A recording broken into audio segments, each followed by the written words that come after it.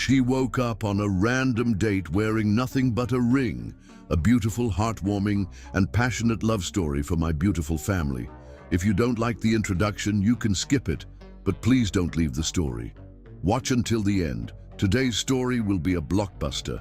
Hi, my very beautiful, loyal, and precious family. Welcome back to Mr. Peter Stories. My beautiful family, I love you. You are doing too much for your brother, Mr. Peter, and I promise you, I will never forget you. You are my heart, my strength, and my reason to keep going. A beautiful prayer for my family. Heavenly Father, with every breath in my body, I lift up my beautiful, loyal, and precious family to you. Lord, they are the reason I stand strong today. They are the love that keeps me moving forward. Bless them beyond measure. Let their hearts overflow with peace, their lives shine with joy, and their dreams rise higher than the skies. Father, wipe away their secret tears, answer the prayers they whisper in the silence, and fill every empty space in their hearts with your unshakable love. No weapon formed against them shall prosper. No storm will shake their faith. No darkness will steal their light. Lord, keep them safe, healthy, and filled with your endless grace. I love them deeply, but you love them even more. Hold them close, guide their steps, and bless them in ways they never imagined. Amen. My beautiful family, how was the last story? Did you feel the passion, the love, the fire? I need to hear from you. Like this video, comment, and share. YouTube took too much from us, but they can't take away our love. We are rising again, but I can't do this alone. Every single one of you matters. Each like, each comment, each share, it brings our family back together. And don't forget, 20,000 subscribers, only 3 days left. We can do this with love, with unity, with passion. My beautiful family, I will never forget you. You are my heart, you are my strength, and together we will rise again. Juniper Lark's heels clicked against the cobblestone street of Azure Bay, the sound echoing between pastel-colored storefronts. Despite the warm June sunshine, people stepped into doorways or crossed to the opposite sidewalk as she approached. A mother yanked her curious child closer, whispering urgent warnings as Juniper passed. It hadn't always been this way. Once she'd been Azure Bay's golden girl, brilliant art student engaged to the town's beloved doctor in training, their future mapped out in sunshine and promise. That was before the accident, before Michael's car plunged off Devil's Curve as he rushed to their wedding, his body broken on the rocks below, while she waited at the altar in white lace and pearl. 5 years had passed, yet the whispers followed her like shadows. There goes the Black Widow. Never even made it to I do before she killed him. My cousin's friend touched her shoulder at the market and broke her arm the next day. Juniper pushed open the door to her small pottery studio overlooking the turbulent Pacific. Here, at least, she found respite. Clay didn't judge. Clay didn't fear. Clay transformed beneath her skilled fingers from formless mass to objects of beauty. The only magic she possessed, despite what the townspeople believed. "You're cursed, Juniper Lark," the town priest had whispered at Michael's funeral, his eyes flat with accusation. "God has marked you." She hadn't bothered arguing. What defense could she offer when her wedding day had ended with her fiancé's casket lowered into spring soil? The bell above her studio door jingled, startling her. Few people dared enter her domain. "I brought lunch." Amara, her only remaining friend, placed a paper bag on the work table, carefully avoiding the wet clay. "And before you say you're not hungry, I don't care. You're eating." Juniper wiped her hands on her apron, leaving ghostly fingerprints. "I had toast this morning." "Toast isn't lunch." Amara unpacked containers of fragrant curry. "Also, I've got news." Juniper tensed. In Azure Bay, news rarely benefited her. "I got you a date." "Absolutely not." Juniper turned back to her wheel. "With Luke Ryder." The name hung in the air like smoke. Even isolated as she was, Juniper recognized it.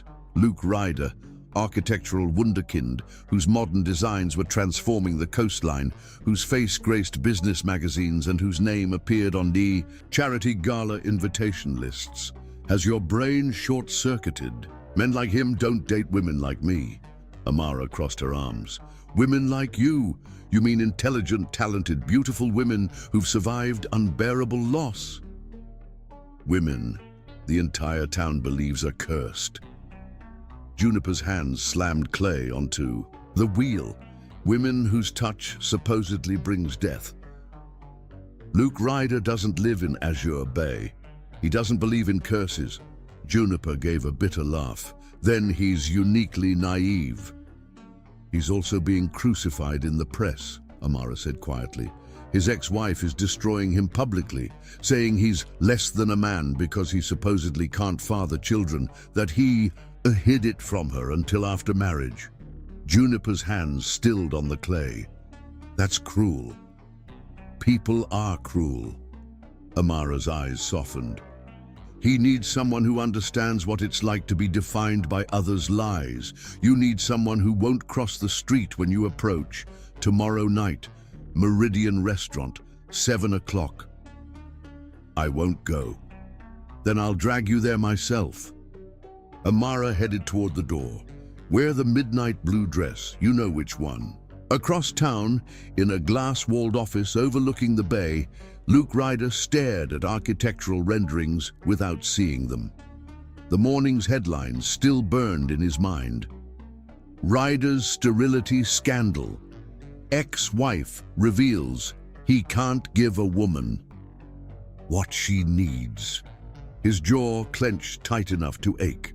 Christina had taken their private medical consultations, inconclusive at best, and twisted them into public entertainment. 3 years of marriage had taught him her capacity for cruelty, but this exceeded even his expectations. You need to respond, Luke. James Chen, his business partner, paced the office. Investors are getting skittish. Perception matters. I'm not discussing my reproductive capabilities in the press.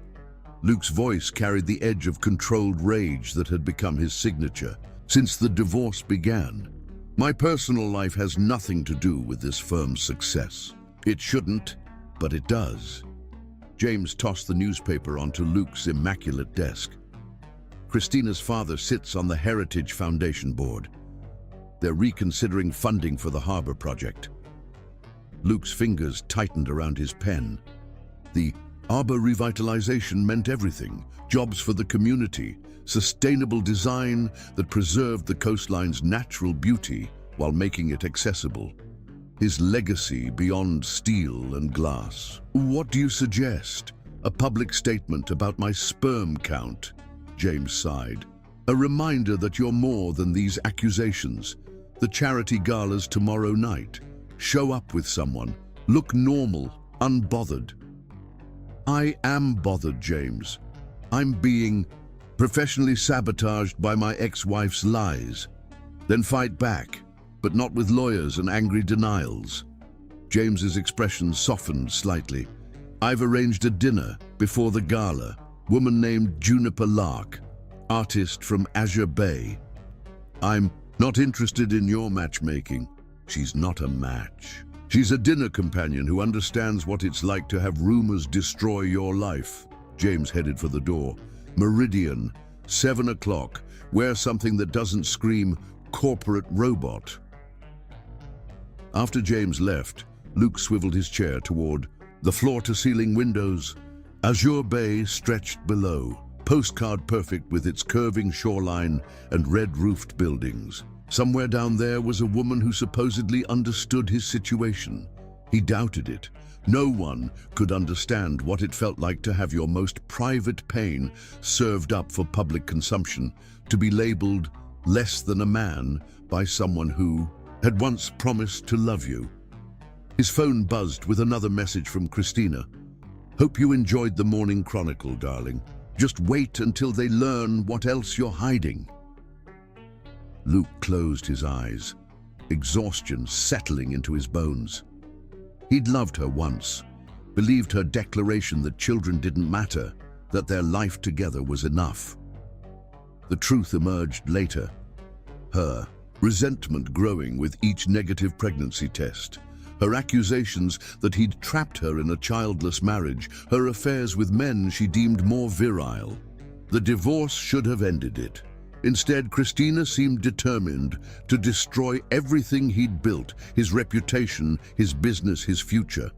The latest medical report sat locked in his desk drawer, unshared even with James. Contradicting earlier findings, it suggested the infertility issues might be treatable. Not that it mattered now. What woman would want him after Christina's public evisceration? Tomorrow night, Meridian Restaurant. A blind date with a woman named Juniper Lark, who apparently carried her own burden of rumors. Luke reached for his calendar, intending to cancel, then hesitated. What did he have to lose? His reputation was already in tatters. One dinner wouldn't kill him. He couldn't possibly know how that single decision would alter the course of his life forever.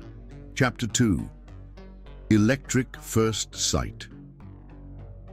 The Meridian perched on the edge of Azure Bay's highest cliff, its glass walls offering panoramic ocean views. Luke arrived 15 minutes early, a lifetime habit of punctuality that even tonight's reluctance couldn't break.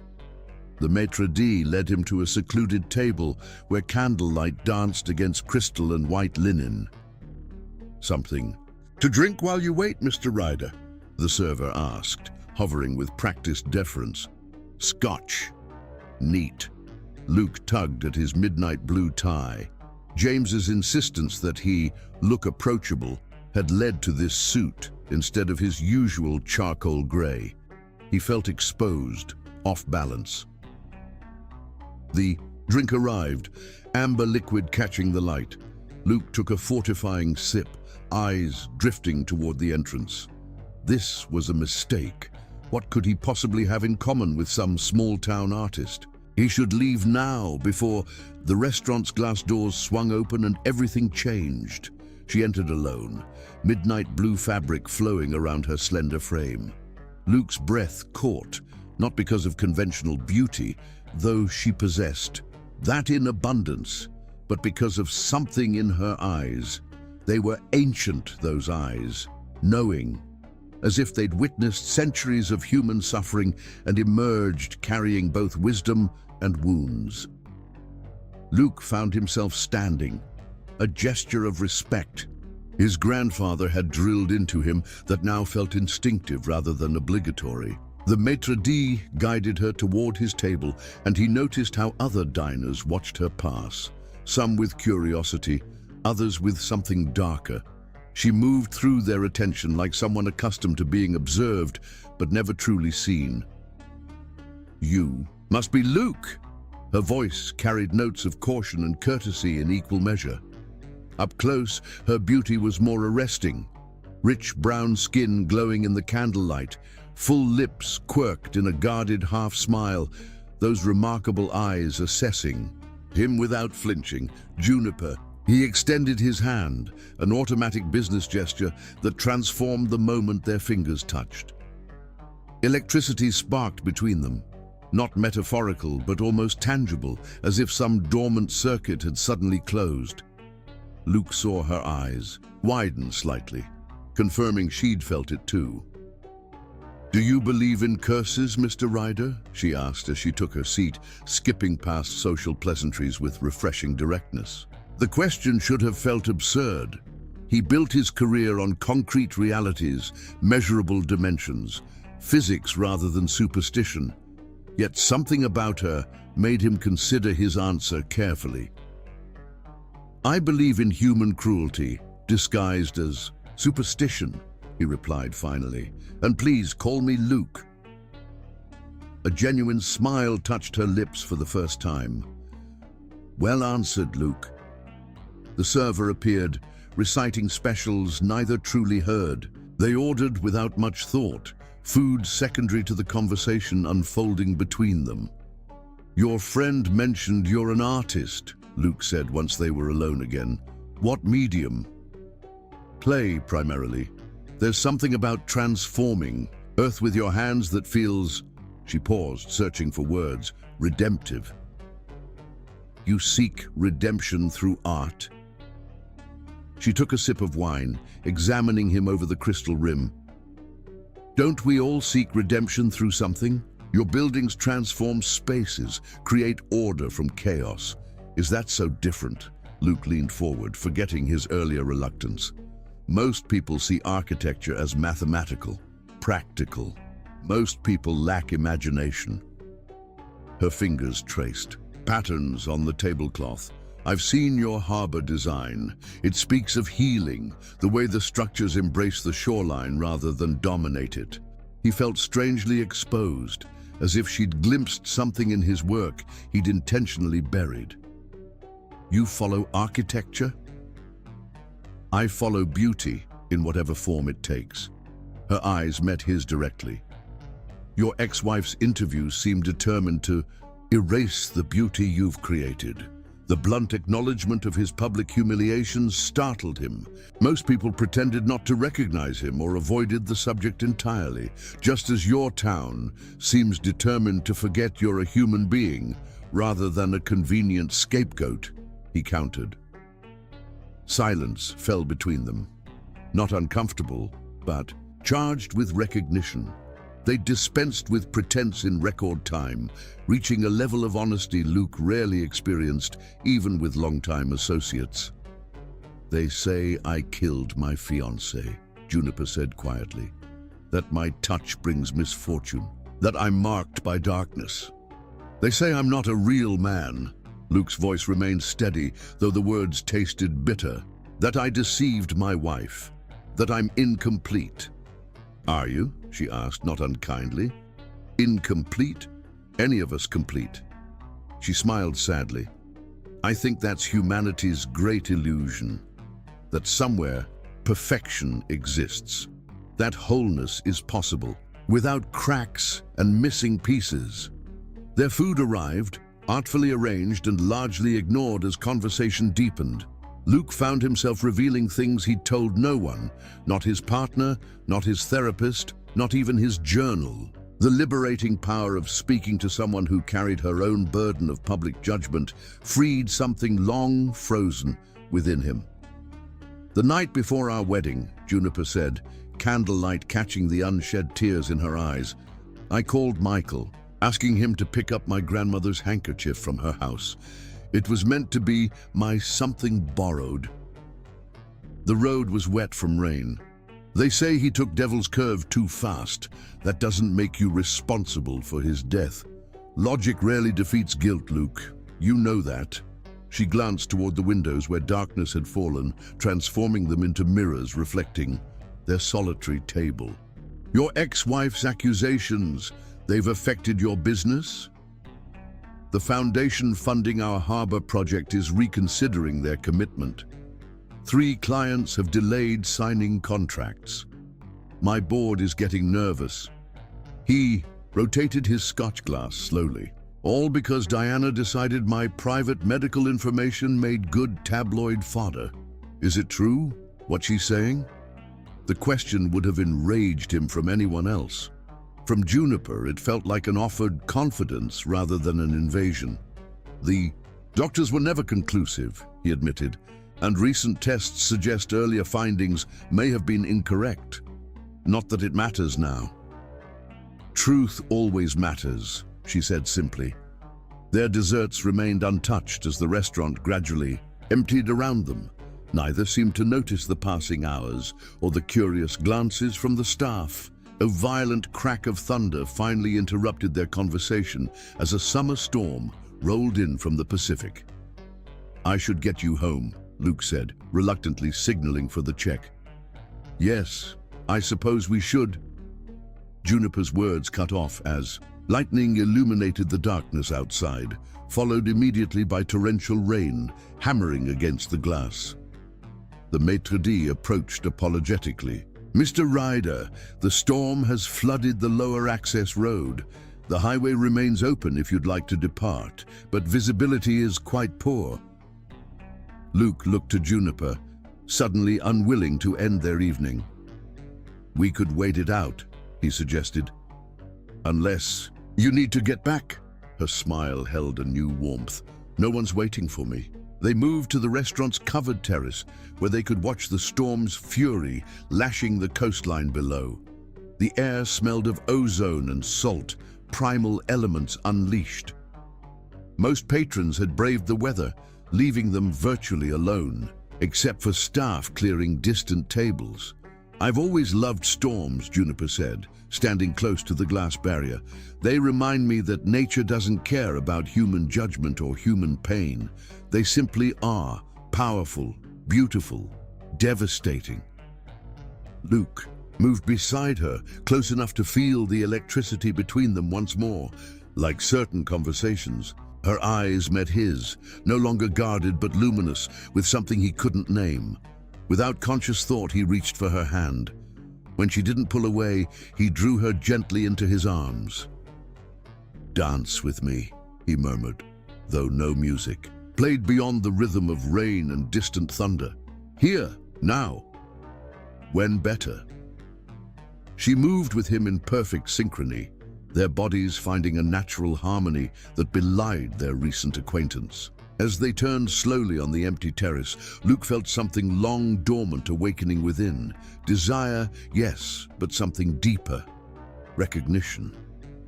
When his lips finally met hers, the connection transcended physical attraction. The kiss felt like coming home to a place he'd never known existed yet had always been seeking. Juniper's arms tightened around his neck, her body yielding against his as the storm raged around their sanctuary of glass and stone. Neither spoke when they finally parted, both understanding that words would diminish what had just passed between them. Instead, Luke offered his hand once more, a question rather than a demand. Juniper's answer came as she laced her fingers through his, following him into the rain-washed night and whatever destiny awaited them beyond. Chapter 3. One night changes everything.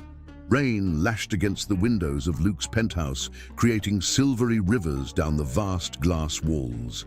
The city lights of Azure Bay sparkled below through breaks in the storm clouds, a constellation of earthbound stars. Neither Luke nor Juniper bothered turning on the lights, preferring the dramatic illumination of occasional lightning that painted the minimalist space in stark relief.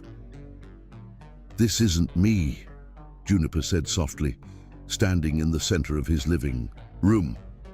Water dripped from her dress, creating a dark pool at her feet. "I don't go home with men I've just met."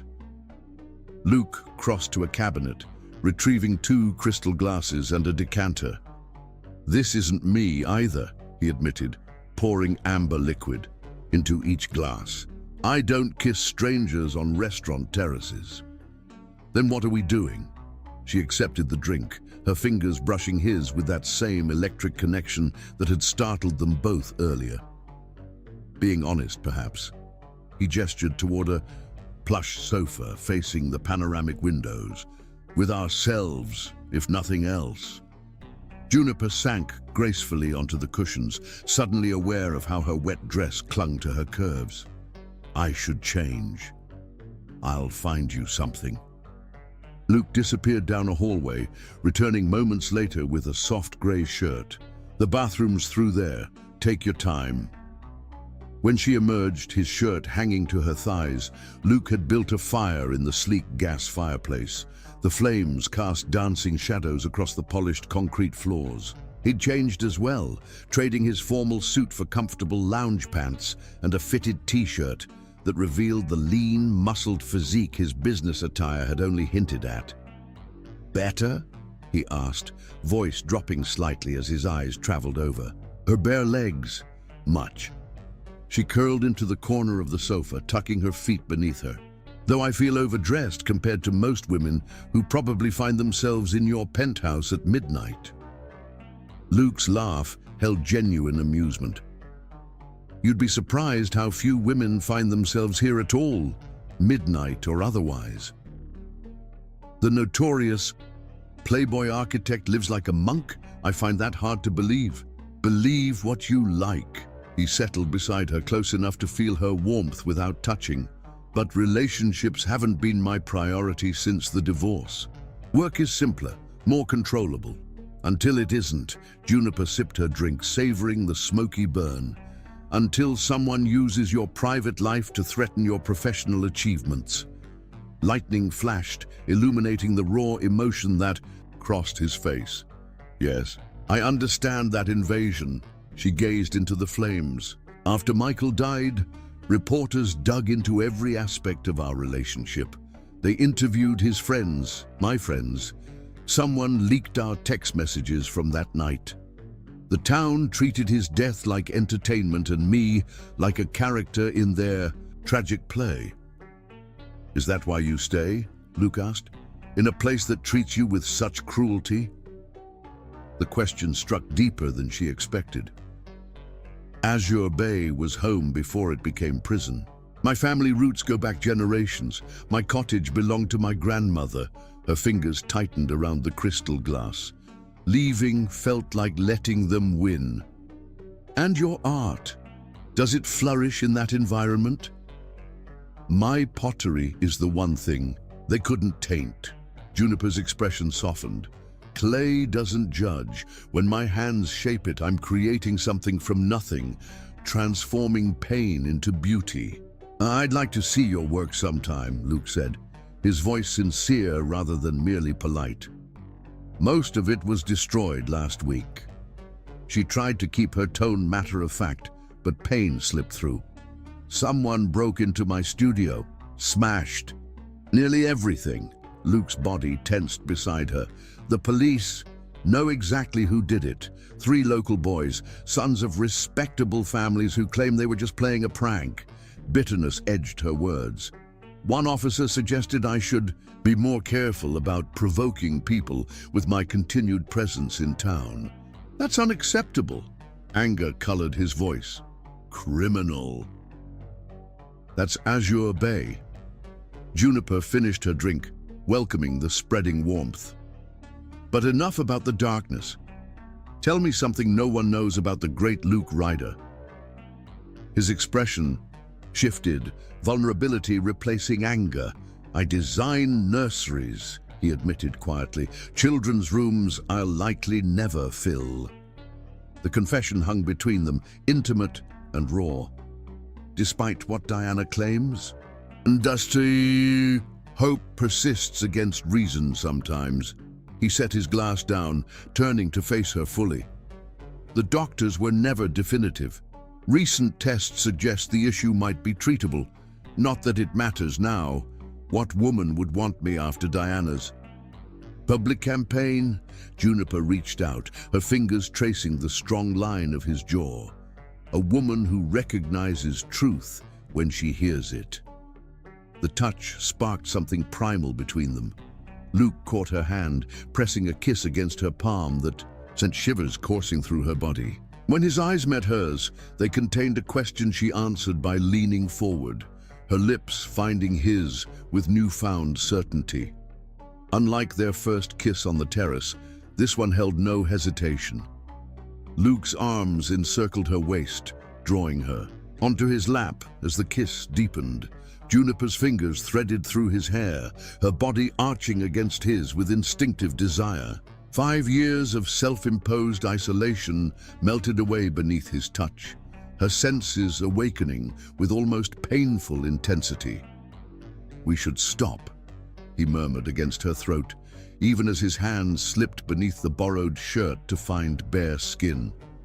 Why? She challenged, pulling back to meet his gaze. Because we barely know each other. Because the world has labeled us both defective. His thumbs traced circles on her hip bones, sending liquid heat through her veins. Because I don't want you to regret anything. Juniper's laugh held both affection and certainty. Luke Ryder, I've spent 5 years drowning in regret. Tonight, I choose to breathe. Her words broke the final barrier between them. Luke stood, in one fluid motion, lifting her as if she weighed nothing. Juniper wrapped her legs around his waist, continuing their kiss as he carried her down the hallway to his bedroom, where floor-to-ceiling windows revealed the storm still raging over the Pacific. "Last chance to reconsider," he whispered as he laid her gently on the silk-covered bed. Juniper answered by pulling the shirt over her head, revealing herself completely to his gaze. Lightning illuminated the room, casting her brown skin in silver light. "No more hiding," she said softly. "Not tonight." What followed transcended physical pleasure. Each touch carried healing, each kiss erased judgment. Luke worshipped her body with a reverence that brought tears to her eyes, his hands and lips discovering secrets she'd forgotten she possessed. Juniper matched his passion with her own, finding freedom in abandoning the caution that had defined her existence since Michael's death. "No one has ever looked at me the way you do," she confessed against his skin as they moved together. "No one has ever seen me," he answered, his voice raw with emotion and desire. Their bodies found perfect rhythm, building toward completion with an intensity that startled them both. When release finally came, it carried the force of redemption, washing away years of isolation and judgment in waves of shared pleasure. Afterward, they lay entwined as the storm gradually subsided outside. Luke's fingers traced idle patterns on her bare shoulder, his heartbeat steady beneath her cheek. Neither spoke, unwilling to diminish with words what had passed between them. Eventually, exhaustion claimed them both.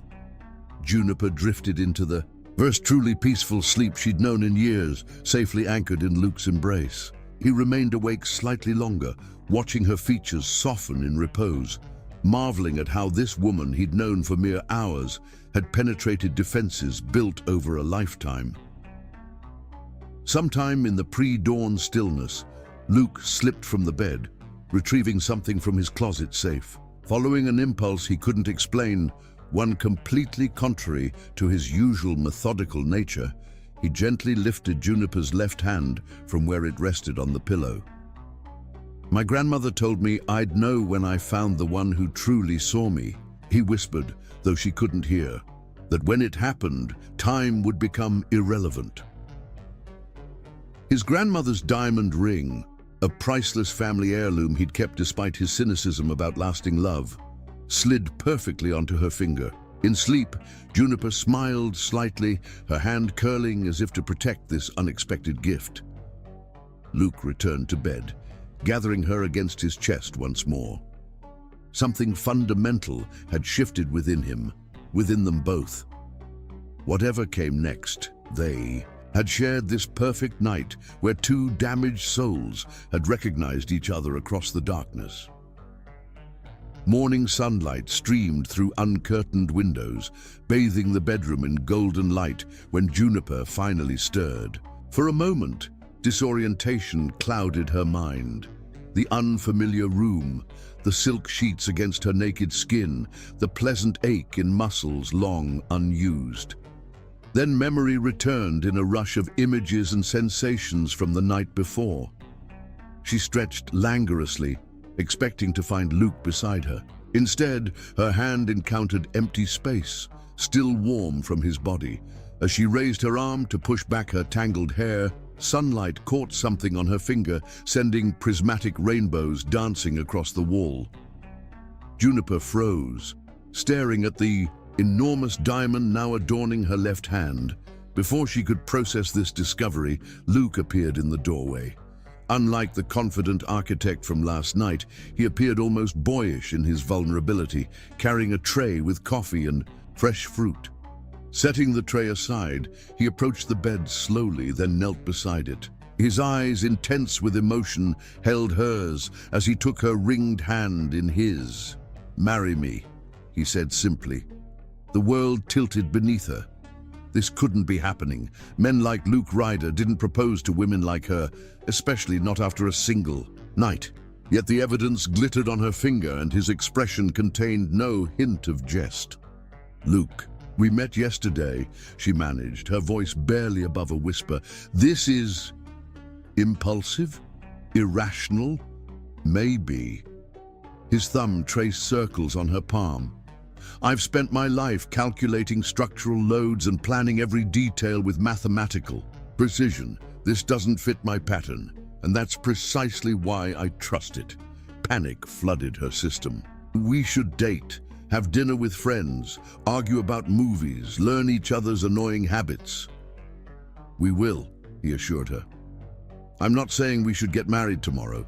I'm saying I know, with the same certainty I know about load-bearing, walls and cantilevered structures, that what happened between us last night wasn't casual or temporary. Without a word, Juniper fled to the adjoining bathroom, locking the door behind her. Pressing trembling hands against cold marble, she stared at her wild-eyed reflection. "What have I done?" she whispered to the stranger in the mirror, a woman she barely recognized, flushed with passion, adorned with diamonds, offered a future she'd long ago surrendered. Beyond the door, Luke waited, patient but determined, for the woman who had somehow become essential to his existence in less than 24 hours.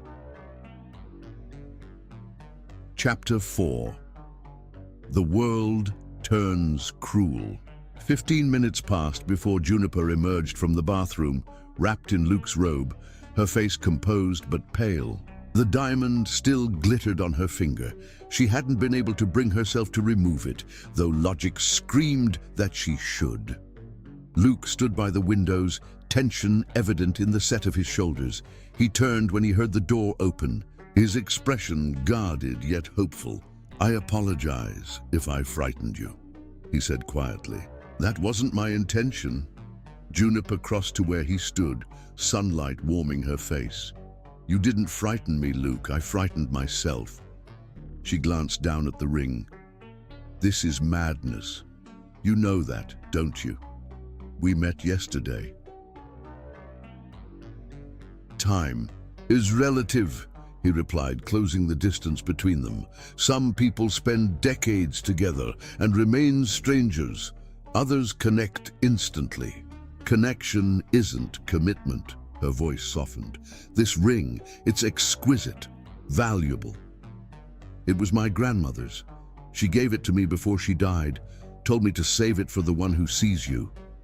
I never understood what she meant until last night." Emotion tightened Juniper's throat. Part of her wanted to surrender to this beautiful madness, this man who looked at her without fear or judgment. The practical part, the part that had survived 5 years of isolation, knew better. "The world won't allow this," she said finally. "Your world or mine." Luke's hand gently cupped her cheek. "My buildings withstand hurricanes and earthquakes, Juniper, but nothing I've created has felt as essential as what's beginning between us." His phone chimed from the bedside table, breaking the moment. Luke reluctantly checked the screen, his expression darkening. "James needs me at the office. Emergency board meeting." He hesitated. "Will you be here when I return?" The question contained layers of meaning beyond its simplicity. Juniper found herself nodding despite her reservations. "Yes, I'll be here." After Luke left, Juniper wandered the penthouse, coffee in hand, examining the space that reflected its owner's soul. Unlike the cold minimalism she'd expected, Luke's home contained warmth amid its clean lines, bookshelves filled with well-worn volumes, photographs of global architectural wonders, and surprisingly, several pieces of handcrafted pottery that caught her professional eye. Her phone buzzed with a text from Amara. "How was dinner? Details, please." Before Juniper could respond, another message appeared. "Have you seen this? What happened after you left the restaurant?" Attached was a link to Azure Bay's local news site. With growing dread, Juniper clicked it open. The headline screamed across her screen, "Cursed woman ensnares troubled architect." Below was a photo of her and Luke kissing on the Meridian's terrace, his hands tangled in her hair, her body pressed against his. The lighting made the moment appear almost supernatural. their silhouettes outlined by lightning, the storm raging behind them. The article was worse. Sources at the exclusive Meridian restaurant report that notorious Black Widow, Juniper Lark, spent hours in intimate conversation with architect Luke Ryder, whose recent personal scandals have threatened his professional standing.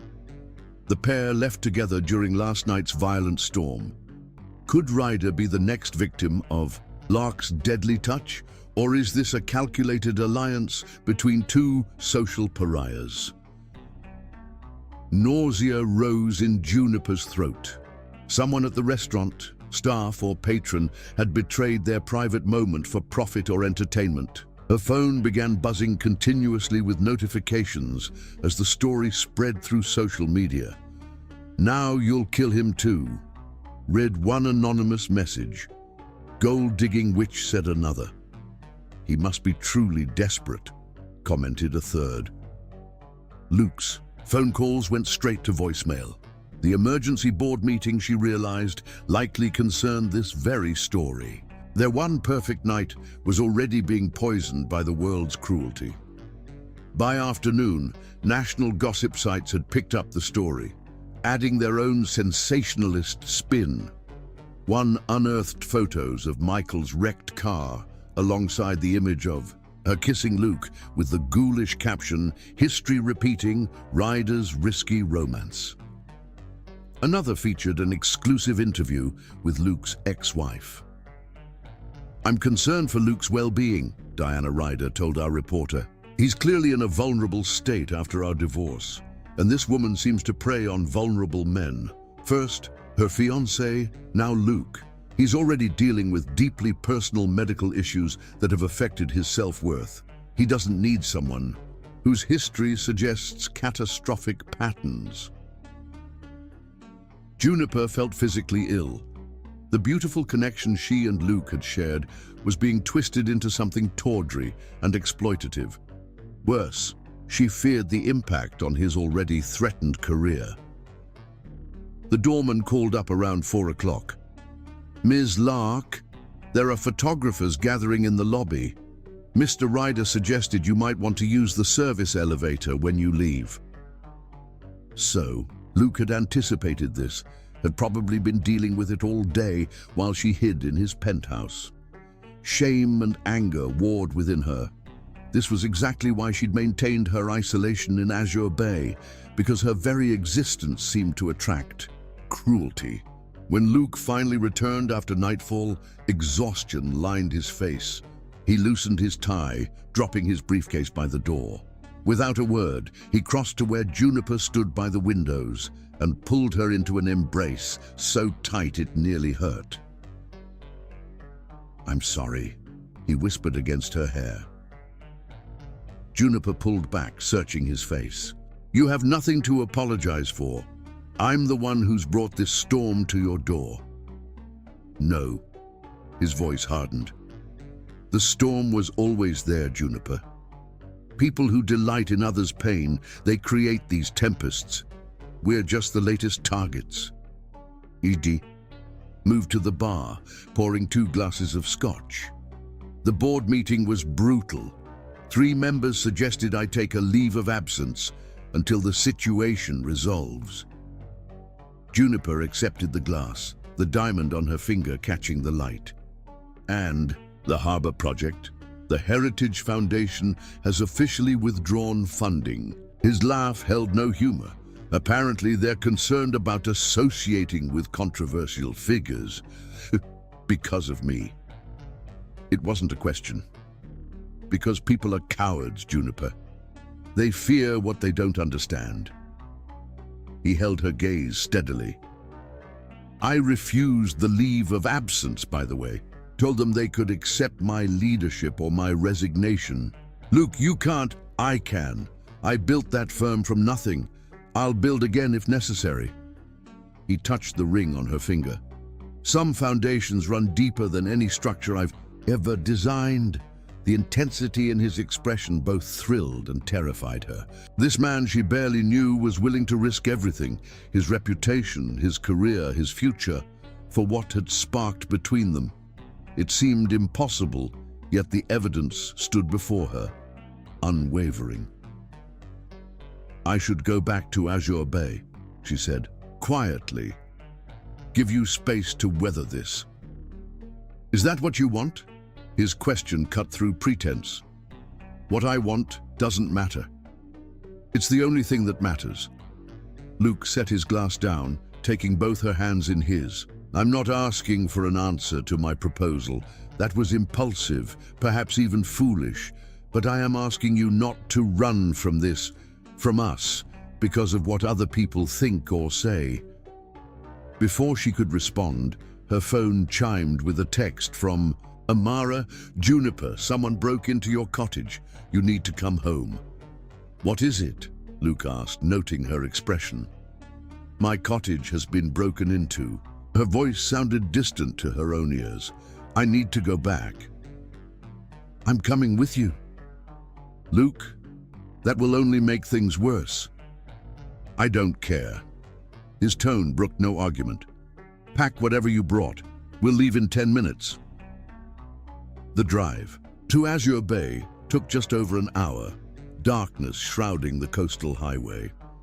Luke's sleek sports car attracted attention even before they reached Juniper's neighborhood, where several police cruisers idled outside her small cottage, their lights splashing red and blue across the weathered siding.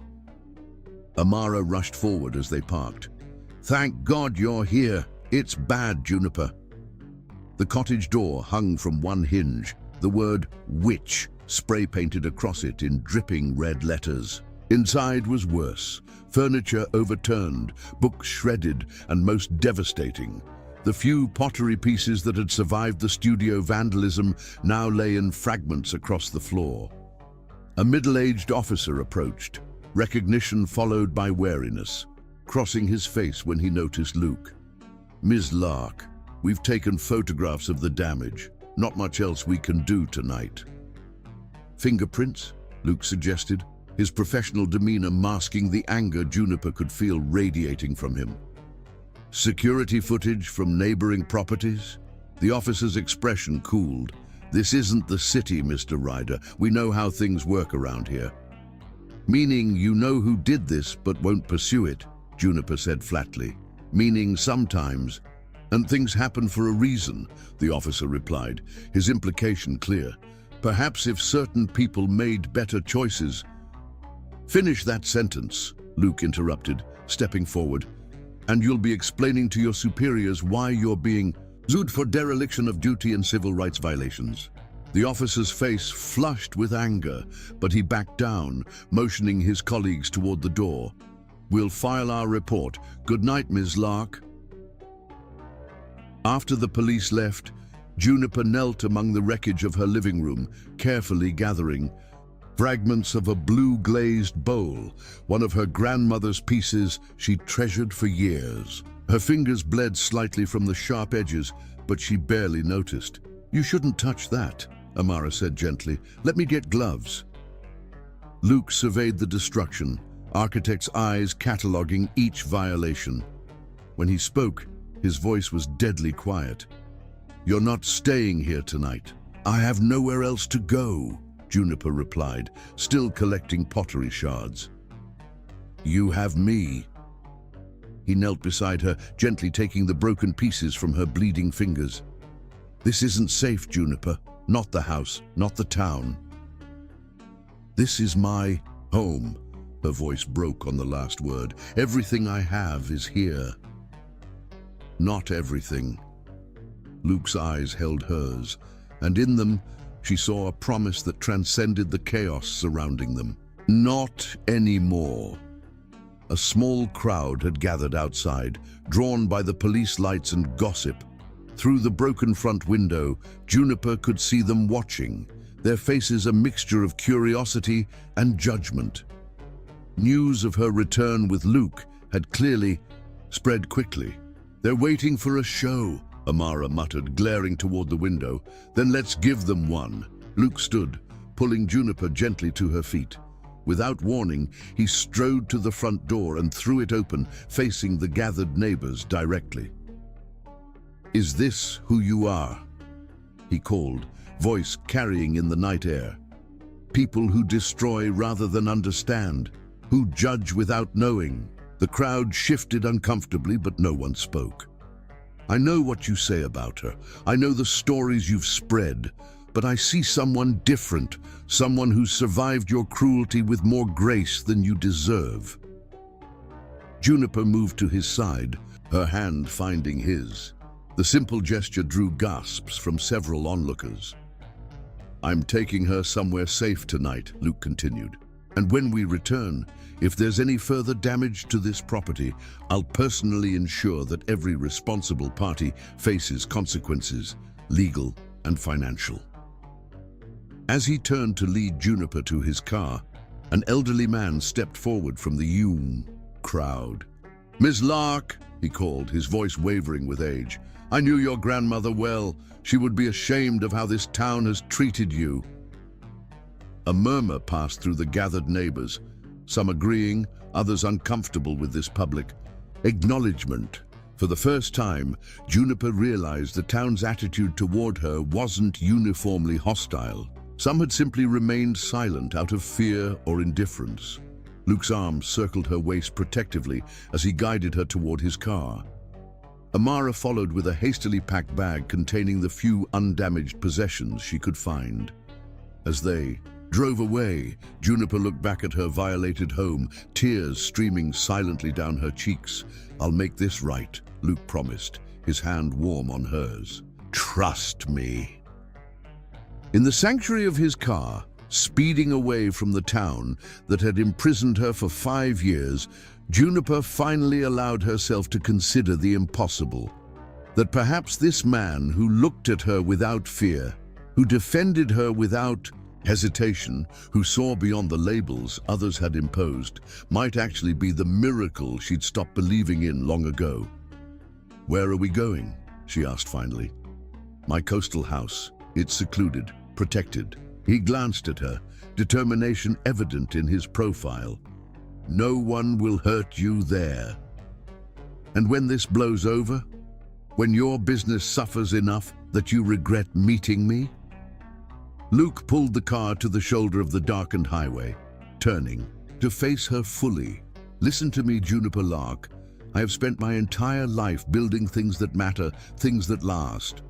What's between us, what I felt the moment I saw you, that matters more than any building, any business, any reputation.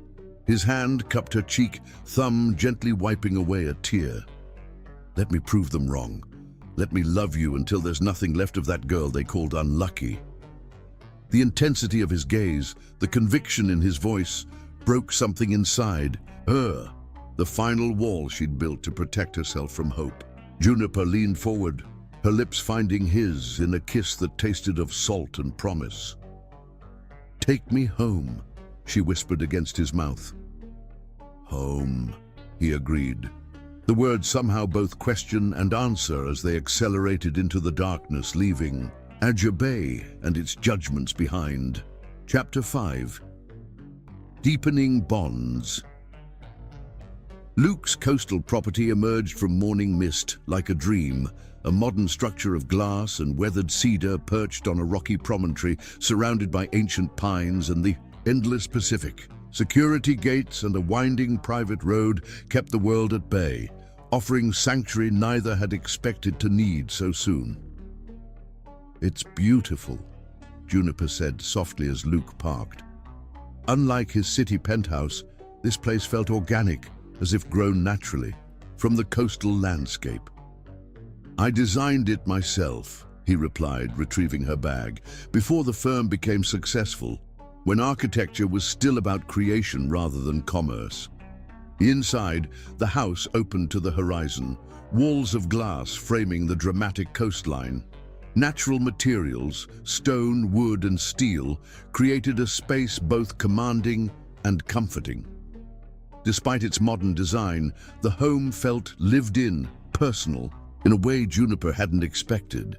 I come here when I need to remember why I became an architect, Luke explained, when politics and business threatened to overshadow the art. It feels like you, Juniper observed, trailing her fingers along a rough-hewn table, strong, but with unexpected warmth. Their first day passed in quiet recovery.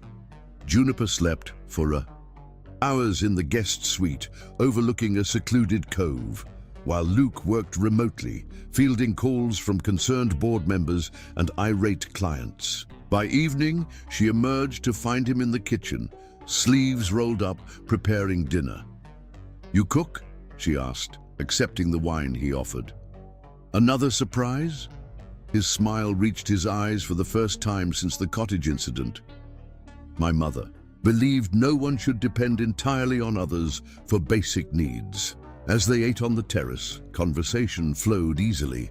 Away from prying eyes, they shared parts of themselves usually kept hidden. Luke's childhood dreams of building cities, Juniper's early love of sculpture that led to pottery. "Show me your work," she requested after dinner, gesturing toward a striking blue vase displayed in the living area.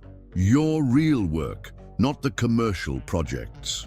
Luke led her to his home studio, a space filled with architectural drawings and small-scale models that revealed a vision more artistic than his public portfolio suggested. Blueprints for sustainable communities, sketches of buildings that worked with nature rather than conquering it, and most surprisingly, detailed plans for a nursery, one that would never exist in his city apartment. Juniper's fingers traced the loving detail in the nursery drawings, a mobile of stars and planets, built-in bookshelves shaped like trees, a rocking chair positioned to catch morning light. "Despite what they say about you," she said quietly, understanding now the depth of his pain, "you've never stopped planning for children." "Hope persists," he replied, his voice carefully neutral, "even when logic suggests otherwise." The intimacy of this revelation, more profound than their physical connection had been, shifted something between them. Juniper found herself sharing her own hidden vulnerabilities. She showed him the journal she'd managed to grab from the cottage, filled with letters to Michael she'd written after his death, but never sent. "I blame myself for years," she confessed, as they sat before the fireplace, the journal open between them.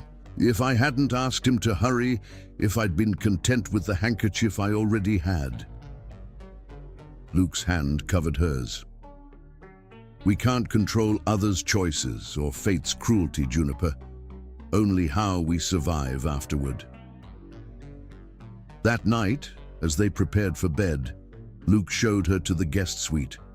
Despite the passionate connection between them, he seemed determined to give her space and time.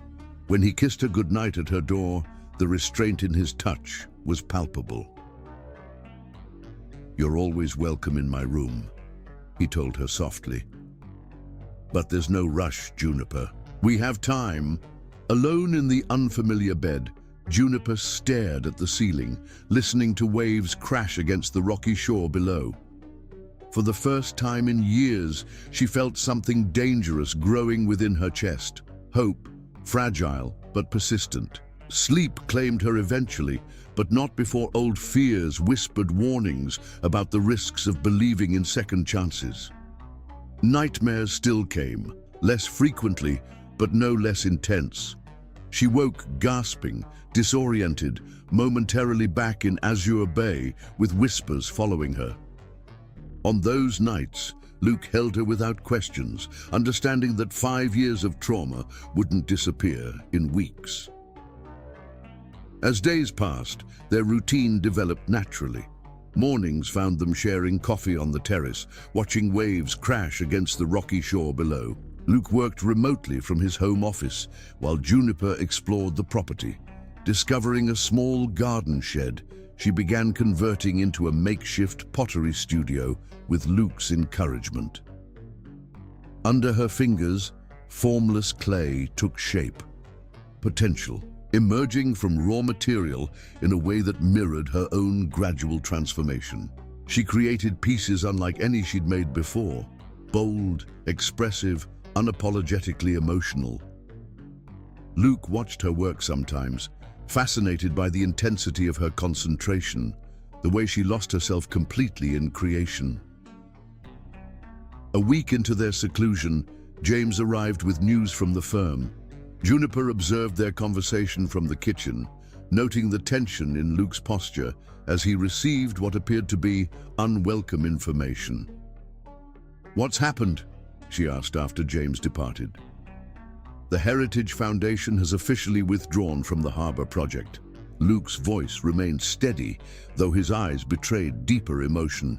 "And 3 major clients have suspended their contracts pending resolution of recent controversies." Guilt twisted through Juniper's chest. "Because of me. Because of bigotry and fear," he corrected sharply. "Don't take ownership of their ignorance." That evening, Luke received an invitation to present at an architectural symposium, a prestigious opportunity that could salvage his professional reputation. The timing, just days away, suggested someone was offering him a chance to redeem himself publicly. "You should go," Juniper insisted. "Show them your work still matters, regardless of your personal life." Luke studied her across the dinner table. "Will you come with me?" The question hung between them, weighted with implications. Appearing together publicly would confirm the relationship gossips had already condemned, potentially destroying what remained of his professional standing. "That would only make things worse," she replied carefully. "Perhaps that's exactly why we should do it." His expression hardened with determination. "I won't hide you away like some shameful secret, Juniper. I refuse to give their judgment that power." When they arrived at the symposium days later, Juniper, wearing a simple blue dress that complemented Luke's charcoal suit, whispers followed them through the crowded exhibition hall. Eyes tracked their movement, conversations pausing as they passed. Luke's hand remained at the small of her back, his touch both protective and possessive. His presentation, a passionate argument for sustainable architecture that honored both human needs and environmental realities, commanded the room's attention. Juniper watched from the front row, pride swelling as he deftly fielded hostile questions that thinly veiled personal attacks. During the reception afterward, she observed from a distance as Luke engaged potential investors, his natural charisma temporarily overcoming their reservations. James worked the room alongside him, clearly relieved by the positive response. "He's risking everything for you," a female voice said beside her. Juniper turned to find an elegant woman studying her with open curiosity. "The question is whether you're worth that sacrifice." "That's not for me to decide," Juniper replied, maintaining her composure. "No, it's for him." The woman sipped champagne thoughtfully. "I've known Luke Ryder for 15 years. I've seen ambitious women, beautiful women, wealthy women try to capture his attention. None succeeded in making him look the way he looks at you." Before Juniper could respond, commotion erupted across the room. A woman, clearly intoxicated, had approached Luke, her voice carrying above the polite conversation. "Still pretending you can satisfy a woman, Ryder? Does your little witch know you're shooting blanks?" The room fell silent. Luke's expression remained impassive, though Juniper could see the tension in his jaw. Without hesitation, she crossed the room to stand beside him, her hand finding his. "I know everything I need to know," she answered clearly, her voice carrying in the hushed space. "Do you?" The woman, who Juniper now recognized as Diana from magazine photographs, flushed with anger. "You have no idea what you're getting into, honey. He'll disappoint you just like he disappointed me." "The only disappointment," Luke replied, his voice controlled but glacial, "is discovering someone's true character too late." His arm circled Juniper's waist. "If you'll excuse us." As they walked away, Juniper felt eyes tracking their exit. The whispers would intensify now, the gossip spread. Yet somehow, standing beside Luke, facing his demons alongside her own, she felt stronger than she had in years. In their hotel suite that night, the adrenaline of confrontation still coursing through them, the careful distance they'd maintained. At the coastal house evaporated. Luke's hands trembled slightly as he removed his tie, his eyes never leaving hers. "You didn't have to do that," he said quietly. "Stand with me publicly." "Yes, I did."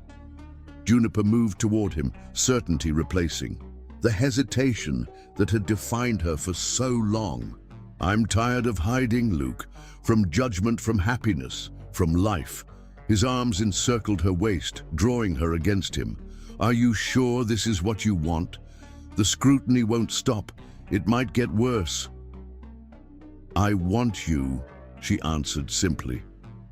"Everything else is just noise." Their lips met with renewed hunger, the restraint of the past week dissolving into passionate certainty. As clothing fell away and they moved toward the bed, Juniper felt something fundamental shifting within her, fear giving way to hope, isolation surrendering to connection. Later, as they lay entwined in the moonlight, filtering through hotel curtains, Luke traced patterns on her bare shoulder. "Move in with me," he whispered, "not as my guest, as my partner." Juniper raised herself on one elbow to look into his eyes, finding nothing but absolute certainty in their depths. For the first time, she allowed herself to fully believe that what they shared wasn't cursed, but blessed, strong enough to emerge from fire, strengthened rather than destroyed by adversity. "I love you," she whispered, the words carrying the weight of complete surrender to hope, to future, to the bond between them that had defied every attempt to break it. Luke's response came in 3 matched words, simple yet transformative in their power.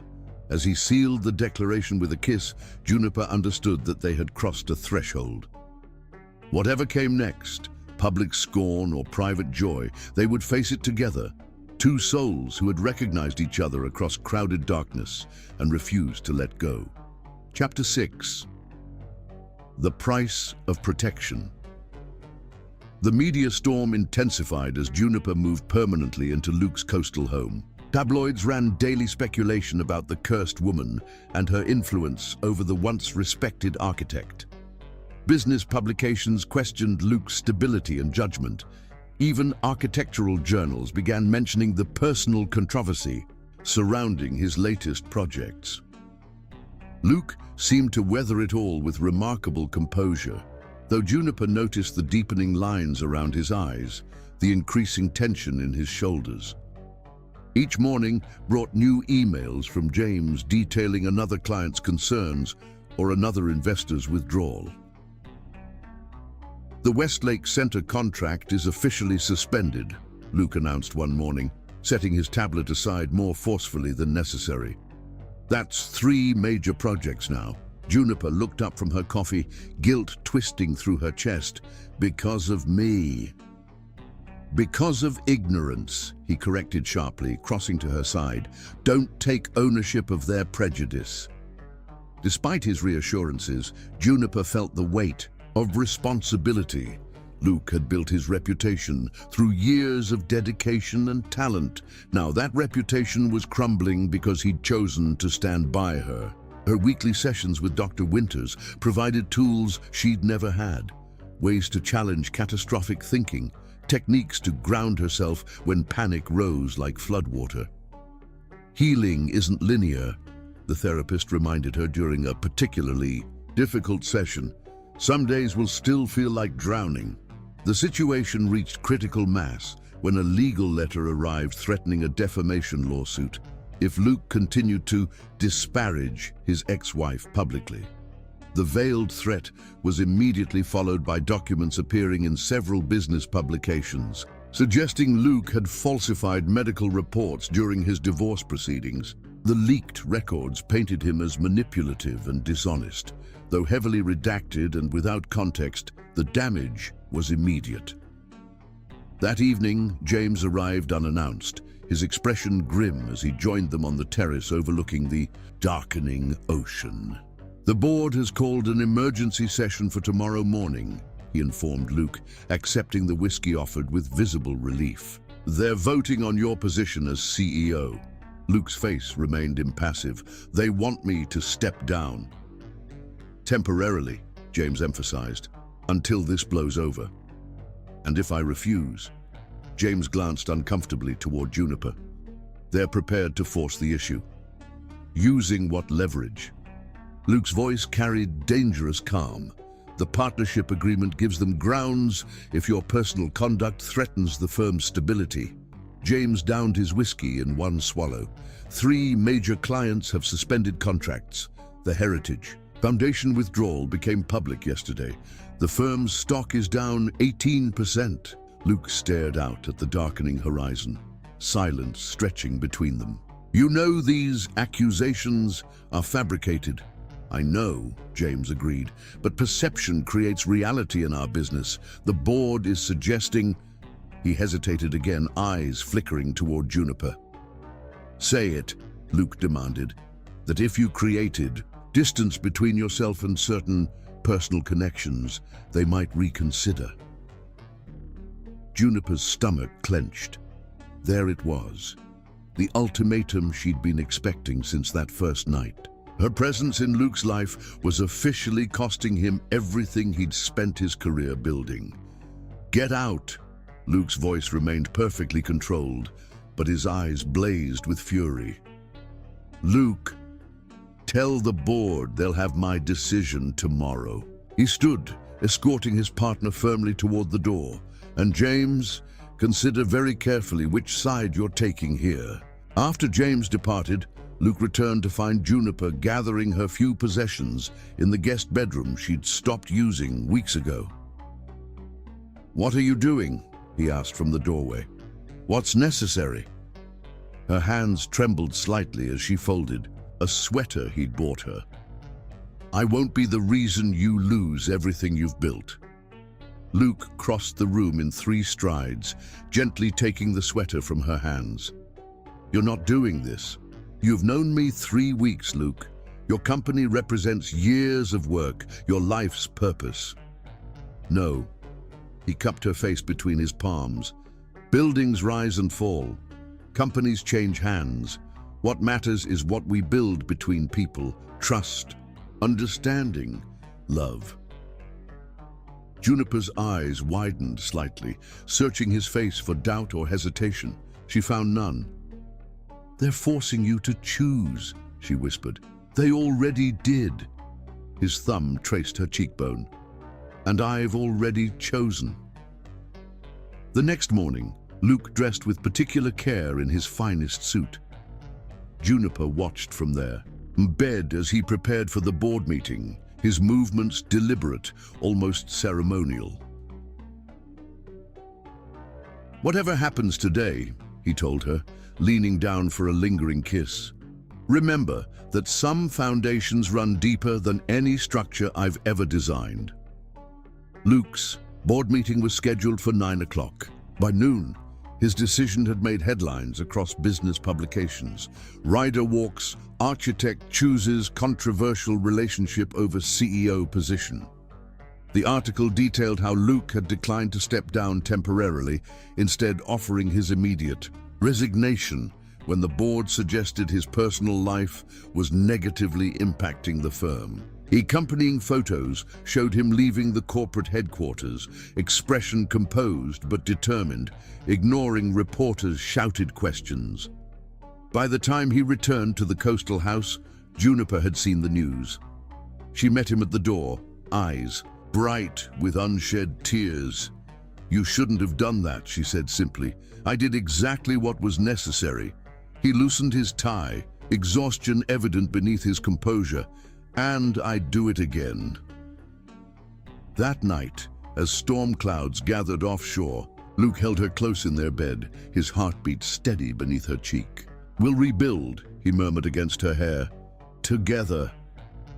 Juniper wanted to believe him, yet as lightning illuminated the room, casting momentary shadows across his sleeping face, she couldn't silence the voice whispering that she would ultimately destroy him, just as everyone had always claimed. Just before dawn, she slipped from his arms and dressed silently. The diamond ring, which she'd continued wearing despite never formally accepting his proposal, she placed carefully on his bedside table. Beside it, she left a note containing the hardest words she'd ever written. "Find someone who brings you luck instead of misery. You deserve better than me." As she closed the front door behind her, rain began falling, gentle at first, then with increasing fury, as if the sky itself mourned what necessity had forced her to surrender. Chapter 7. Storm of Reckoning. Luke woke to emptiness, both in his bed and in his chest. His fingers found only cool sheets where Juniper's warmth should have been. When he opened his eyes, morning sunlight glinted off the diamond ring on his bedside table, the small folded note beneath it confirming what his heart already knew. Hafi read her words once, then again, searching for meaning beyond the painful simplicity. The note crumpled in his fist as he moved through the house calling her name, knowing already she wouldn't answer. Security footage showed her leaving at dawn, a small bag over her shoulder, pausing once to look back at the house before disappearing, down the private road. She'd taken nothing he'd given her, not clothes, not jewelry, not even the pottery wheel he'd installed in the renovated garden shed. For 3 days, Luke existed in a fog of disbelief and mounting anger. He ignored calls from James, from other board members suddenly regretting their ultimatum as the firm's stock continued falling. The only person he contacted was Amara, who reluctantly confirmed Juniper had returned to Azure Bay. "She's at the cottage," Amara told him, concern evident even over the phone. "Or what's left of it. Luke, she's not well. She barely eats, barely sleeps, but she won't listen when I tell her to call you." "I'm coming there," he said, decision crystallizing. As he spoke, that might make things worse. Things can't get worse. His voice hardened with certainty. "She didn't leave because she wanted to. She left because she believes she's protecting me." 4 days after Juniper's departure, Luke attended a charity gala he'd normally have avoided, knowing that his ex-wife would be present with her new fiancé, a prominent real estate developer. The event represented his first public appearance since his resignation, and photographers swarmed as he entered alone, ignoring their shouted questions about Juniper's absence. He spotted Diana across the crowded ballroom, her calculating smile faltering slightly as their eyes met. Luke moved through the crowd with deliberate purpose, stopping directly before her and her visibly uncomfortable companion. "Luke," she greeted with false warmth. "What a surprise to see you here. I'd heard you were indisposed." "You mean you hoped I was destroyed?" His voice remained conversational, though several nearby guests shifted nervously, sensing the undercurrent. "Those medical records you leaked were quite creative. Selective editing has always been your specialty." "I have no idea what you're talking about." Her smile never wavered, though her eyes darted toward nearby journalists. "Though I am concerned about your judgment lately. That woman has a history." "Her name is Juniper," Luke interrupted, voice dropping to a dangerous softness. "And the only person with a concerning history is standing right in front of me." Her fiancé stepped forward, hand extended placatingly. "Look, Ryder, we're all friends here." "No, we're not." Luke's focus remained laser-sharp on Diana. "Friends don't fabricate stories to destroy reputations. Friends don't manipulate medical records for tabloid fodder. Friends don't sabotage careers out of spite." The room had grown unnaturally quiet, guests pretending not to listen while straining to catch every word. Diana's smile finally faltered as she realized the audience witnessing her humiliation. "You're making a scene," she hissed. "I'm making truth public," he corrected. "Something you've worked very hard to prevent." For a moment, vulnerability cracked her perfect facade. "You replaced me so easily," she whispered, hatred mixing with something like pain in her expression. "While I can't escape your shadow." The raw honesty of her admission caught Luke off guard. Before he could respond, her fiancé, an imposing man several inches taller than Luke, gripped his shoulder. "That's enough. You need to leave." Luke glanced at the man's hand with such cold disdain that he immediately removed it. "I've said what I came to say, but understand this. If you spread one more lie, if you plant one more story, if you do anything that impacts Juniper Lark's life, I will dedicate every resource I have to ensuring everyone knows exactly who and what you are." As he turned to leave, Diana's composure finally cracked completely. "She's ruined you," she called after him, loud enough for nearby journalists to capture every word. "Your reputation, your company, everything we built, all destroyed because you couldn't see she's poison." Luke paused, then turned back slowly. The entire room held its collective breath as he approached her once more, stopping close enough that she had to tilt her head back to maintain eye contact. "You never understood what matters," he said quietly. "Not during our marriage, not now. Buildings can be rebuilt, companies can be replaced. What can't be replaced is finding someone who sees you completely and loves you anyway." His public confrontation became headline news by morning. Most coverage painted him as unstable, desperate, possibly unraveling without the steadying influence of his firm. Several gossip sites suggested his defense of Juniper confirmed rumors of brainwashing or manipulation. 2 days later, driving. Through torrential rain toward Azure Bay, Luke barely registered the news reports playing on his car radio. His focus remained singular: finding Juniper, making her understand that her sacrifice was unnecessary, convincing her to return.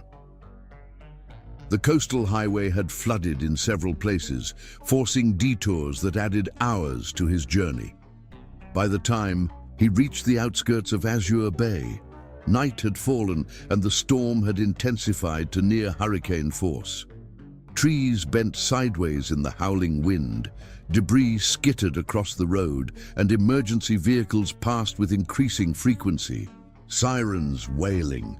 When Luke finally reached Juniper's neighborhood, he found chaos. The storm had caused significant coastal erosion, threatening several properties along the bluff, including her cottage. Police barricades blocked vehicular access, but Luke abandoned his car and continued on foot, rain lashing his face as he fought against the wind. At the cottage, he found a scene from his worst nightmares. The rear portion of the structure hung precariously over the eroding cliff edge, while a group of locals gathered at a safe distance, watching with morbid fascination as emergency workers assessed the situation. "Where is she?" Luke demanded, grabbing the arm of a police officer. "Where's Juniper Lark?" "Sir, you need to stay behind the safety line." "The woman who lives here," Luke interrupted desperately. "Where is she?" A fisherman wearing a rain-slicked yellow jacket overhead. "Saw her go inside about an hour ago," he offered. "Crazy. Woman wouldn't listen when we told her it wasn't safe. Said something about getting her grandmother's things." Cold terror gripped Luke's chest. Without hesitation, he ducked under the safety tape and sprinted toward the cottage, ignoring shouts from emergency personnel. The front door hung open, rain pouring through the damaged roof as he entered. "Juniper!" he called, voice nearly lost. In the storm's fury, he found her in what remained of the bedroom, frantically stuffing photographs and small keepsakes into a duffel bag. She looked up at his entrance, shock and disbelief crossing her face. "Luke, what are you?" "We need to go now." He crossed to her, taking her arm. "The cliff is giving way." As if confirming his words, the cottage groaned ominously, the floor tilting slightly beneath their feet. Juniper's eyes widened in fear, but she pulled against his grip. "My grandmother's journals," she insisted. "I can't leave them." "Juniper, there's no time. A deafening crack interrupted him as the rear wall of the bedroom separated from the floor, creating a yawning gap through which they could see churning waves far below. Luke grabbed Juniper around the waist, physically dragging her toward the front of the cottage as more floorboards splintered behind them. They burst through the front door just as a massive section of the cliff face and half the cottage with it slid into the ocean below. The gathered crowd gasped collectively, several people rushing forward to help as Luke and Juniper collapsed onto solid ground, rain still pounding them mercilessly. Luke held her trembling body against his chest, his heart racing with the narrowness of their escape. When he finally trusted himself to speak, his voice emerged rough with emotion. "Don't you ever do that again," he said against her rain-soaked hair. "Don't you ever leave me." Juniper pulled back slightly, her face pale with shock and lingering fear. "I was protecting you," she whispered. "Everything you built, your reputation, your career, it was all falling apart because of me." "No." Luke framed her face between his hands, rain streaming between them. "It was falling apart because of ignorance and cruelty. And none of it, not the firm, not the buildings, not the reputation, none of it matters without you." Lightning illuminated her tear-streaked face, vulnerability and hope warring in her expression. "I'm cursed, Luke. Everyone I love suffers. Then we'll suffer together." His thumbs wiped rain and tears from her cheeks. "Because I love you, Juniper Lark. I've loved you since I first saw you walk into that restaurant. And nothing, not public opinion, not professional setbacks, not even your own fears, will change that." The word she'd avoided, had feared claiming, hung between them, made more powerful by the storm raging around them, by the destruction of her past, quite literally crumbling into the sea. "I love you too," she finally whispered, the admission breaking something free inside her. "God help me, I've tried not to." Luke's mouth found hers in a kiss that defied the elements, passionate, claiming, healing. As emergency workers and townspeople watched in stunned silence, they clung to each other amid the storm's fury, two souls who had finally stopped running from the connection that had claimed them from the first. As news spread about Mrs. Patterson's revelations regarding Michael's heart condition, several townspeople approached Juniper with awkward, insufficient apologies. "We should have questioned what we were told," admitted the grocery store owner who had once refused to serve her. The words came too late to erase years of ostracism, but their discomfort carried its own form of justice. When they finally separated, Luke helped her to her feet, his arms supporting her as they walked away from the ruined cottage and its weight of painful memories. Behind them, another section of cliff collapsed into the churning ocean, erasing what remained of Juniper's prison of isolation. "Where will we go?" she asked, voice small against the storm's diminishing roar. Luke's arm tightened around her waist, anchoring her against both physical and emotional uncertainty. "Home," he answered simply. "We're going home." Chapter 8. Midnight Sacrifice. The storm continued its assault on the coast through the night, forcing Luke and Juniper to take shelter at a roadside motel on the outskirts of Azure Bay. The shabby room with its faded wallpaper and sagging mattress couldn't have been further from Luke's elegant homes, yet neither noticed their surroundings. The near-death experience at the cottage had stripped away everything but the essential truth between them. "I need to leave Azure Bay," Juniper admitted as they sat on the bed's edge, a scratchy blanket around her shoulders. "Not just temporarily, permanently." Luke studied her face, still pale from shock, but showing a new resolve. "The cottage was your last tie here." "It was my prison," she corrected softly. "I stayed because leaving felt like surrender. But there's nothing left for me in this town, just ghosts and cruel memories." Lightning briefly illuminated the small room, thunder following almost immediately. The storm seemed determined to erase the past, washing away years of pain and isolation with its cleansing fury. "When the road's clear," Luke promised, "we'll go home, together." Morning brought watery sunshine and receding floodwaters. News reports detailed the storm's devastation along the coast, including dramatic footage of what remained of Juniper's cottage sliding into the sea. Local coverage mentioned her narrow escape with an unidentified man, avoiding any direct reference to Luke. As they prepared to leave the motel, the manager knocked on their door, expression uncomfortable. "Ms. Lark, there's someone here to see you." In the shabby lobby waited Mrs. Patterson, the elderly nurse who had attended Michael in his final hours. Her weathered face carried both concern and determination as she approached Juniper. "I heard about the cottage," she said, hands clutching a worn leather portfolio. "When they said you nearly went with it, I knew I couldn't keep silent any longer." Juniper tensed visibly. "Mrs. Patterson, I appreciate your concern, but it wasn't your fault." The elderly woman's words silenced whatever Juniper had planned to say. "His death wasn't your fault, child. It never was." Luke stepped closer, his hand finding the small of Juniper's back as she swayed slightly. "What do you mean?" Juniper whispered. Mrs. Patterson glanced around the motel lobby, then lowered her voice. Michael had a congenital heart condition, one his family kept hidden because they feared it would impact his medical career. He wasn't supposed to drive long distances, experience intense emotions, or engage in strenuous activity.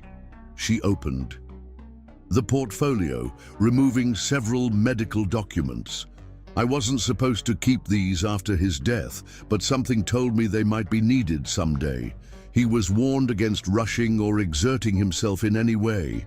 The rain, the winding road, his determination to reach you quickly. It was a perfect storm of risks he'd been cautioned against repeatedly." Juniper stared at the documents, her fingers tracing the official medical notations and Michael's signature, acknowledging the warnings. "His family knew?" "They knew," Mrs. Patterson confirmed grimly. "But it was easier to let a grieving young woman become the town's scapegoat than admit their son died because he ignored medical advice they'd pressured him to keep secret." Tears slid silently down Juniper's cheeks as 5 years of undeserved guilt began crumbling under the weight of truth. Luke's arm circled her waist, supporting her physically as the emotional foundation she'd built her isolation upon shifted irreparably. "Why are you telling me this now?" Juniper finally asked. The elderly woman's eyes softened with compassion. "Because I watched you punish yourself for years while this town reinforced your guilt. When I saw you with him," she nodded toward Luke, "for the first time you looked alive again. Then when the cottage nearly took you, it felt like a sign. Some truth shouldn't remain buried."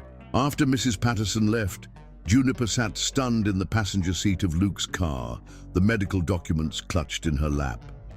They drove in silence for nearly an hour before she finally spoke. "5 years," she said quietly. 5 years of believing I killed him, of accepting that I deserved the town's hatred." Luke reached across the console to take her hand. "You survived what would have broken most people. That strength is part of who you are now." "Not strength," she corrected. "Punishment. I stayed because I believed I deserved to suffer. And now?" Juniper gazed out at the coastline passing. Beyond the window, the same view she'd limited herself to for half a decade. "Now I want to live." The revelation, simple yet profound, settled between them as Luke drove toward his coastal home. By unspoken agreement, they bypassed the city, where his penthouse and former office stood. Neither was ready to face the public scrutiny that awaited them there. As they approached the security gates of Luke's property, a package awaited them. Juniper's grandmother's rocking chair, salvaged from the cottage before the storm and restored by the town's furniture maker. The note read simply, "This belongs with you. I'm sorry we forgot what community means." The house appeared unchanged when they arrived, yet everything felt different.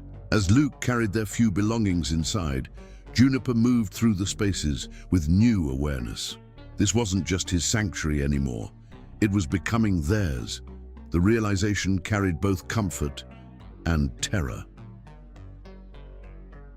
That evening, as sunset painted the sky in impossible colors, they sat on the terrace overlooking the ocean. The storm had cleared the air, leaving crystalline visibility and gentle waves that belied yesterday's violence. "What happens now?" Juniper asked, voicing the question that had hovered between them since their escape from the cottage. Luke considered, before answering. "Professionally, I have options. 3 competing firms have already approached me. Several private clients have expressed interest in working directly with me, outside any corporate structure. You could rebuild." "I will rebuild," he corrected. "But differently this time, on my terms." Juniper hesitated, then asked the question that truly concerned her. "And us? What happens with us now?" Luke turned to face her fully, his expression serious. "That depends entirely on what you want, Juniper." "What I want?" She laughed softly, the sound carrying lingering disbelief. "No one has asked what I want in years. I'm asking." His hand covered hers on the table between them. "What do you want?" The question hung between them, weighted with possibility. Juniper closed her eyes briefly, allowing herself to imagine a future unconstrained by guilt and self-imposed limitation. "I want to create again," she said finally. "Not just pottery, though that too. I want to build a life that isn't defined by tragedy or others' judgments." Her fingers tightened around his. "I want to see if what's between us is strong enough to withstand whatever comes next." Luke lifted her hand to his lips, pressing a kiss against her palm. "I never had any doubt about that." The following week brought unexpected developments. A prominent architectural journal published an exposé detailing how Luke's ex-wife had manipulated public opinion through planted stories and selective disclosure of private information. The article included testimony from Luke's former doctor, confirming that medical records released to tabloids had been heavily edited to create a false narrative about his fertility issues. As public opinion began shifting, Luke received a call from James. The board had unanimously voted to request his return as CEO with a formal apology for their ultimatum regarding his personal life. "They're panicking," James explained. "The stock has dropped 22% since your resignation. 3 senior architects have threatened to leave. Clients are withdrawing not because of your relationship, but because of how the firm treated you." Luke listened impassively, seated at his home office desk while Juniper worked in her newly expanded pottery studio nearby. "And if I refuse?" "Then I resign too," James replied simply. "I should have stood with you from the beginning. I'm sorry, Luke." After ending the call, Luke found Juniper shaping clay on her wheel, focused intently on the emerging form beneath her skilled hands. Under her fingers, formless clay took shape, potential emerging from raw material in a way that mirrored her own gradual transformation. Watching her create, seeing the peace and purpose in her expression, crystallized the decision he'd been considering since their return. "The board wants me back," he said when she looked up, sensing his presence. Juniper's hand stilled on the clay. "What will you do?" "Decline." He moved closer, studying the elegant vase, taking shape beneath her fingers. "I'm starting my own practice, smaller, more selective. projects that matter, with people who share my values. Can you afford that financially? Luke smiled. I've never been motivated primarily by money, Juniper. You know that. She wiped clay from her hands, studying him thoughtfully. What about public opinion? The scandal? Me? Public opinion changes direction like wind, he observed, helping her to her feet. What matters is whether we're still standing when the storm passes. Her arms circled his waist, leaving faint clay prints on his shirt. And your ex-wife? The tabloids. Let them talk, Luke murmured against her hair. We know the truth. That night, as they lay entwined in his bed, now undeniably theirs, Luke traced idle patterns on Juniper's bare shoulder. The passion between them had only deepened with time and shared challenges, each encounter both familiar and newly discovering. Marry me, he whispered against her skin. Juniper turned in his arms to face him, moonlight illuminating her serious expression. You still want that? After everything it's cost you? Luke's hand cupped her cheek. The only true cost would be losing you. Everything else is temporary. She studied him in the darkness, searching for doubt or reservation in his features. Finding none, she asked the question that had lingered since that first morning when she'd fled to the bathroom in panic.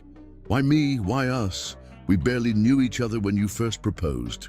My grandmother once told me I'd know my perfect match instantly, that when it happened, time would become irrelevant, he replied, echoing his unheard words from that first night. I thought it was sentimental nonsense until I saw you walk into that restaurant. Juniper's eyes glistened with unshed tears, the last of her resistance crumbling beneath the weight of his certainty. She thought of Michael's medical records, of the cliff collapse that had swept away her cottage, of Luke risking everything to stand beside her when the world turned cruel. Perhaps some curses were really blessings in harsh disguise. Perhaps some broken paths led to unexpected destinations. Perhaps what looked like bad luck was actually the universe clearing space for something miraculous. Yes, she whispered against his lips, I'll marry you. As Luke claimed her mouth with renewed hunger, the diamond ring he'd kept in his bedside drawer since her return found its way back onto her finger, no longer a symbol of impulsive madness, but of hard-won certainty. Tomorrow would bring new challenges. The insurance investigators would question everything. Why valuable designs weren't stored in a fireproof safe, whether proper security measures had been in place. 2 clients had already withdrawn when Luke couldn't guarantee deadlines. But tonight, in the sanctuary they'd created together, nothing existed but the truth between them, a connection that had survived judgment, separation, and the collapse of carefully constructed lives to emerge stronger and more certain than ever before. Chapter 9. Trial by Fire. News of their engagement spread quickly, thanks to a photographer who captured the moment Luke and Juniper left an upscale jewelry store where they'd selected a delicate sapphire band to complement his grandmother's diamond.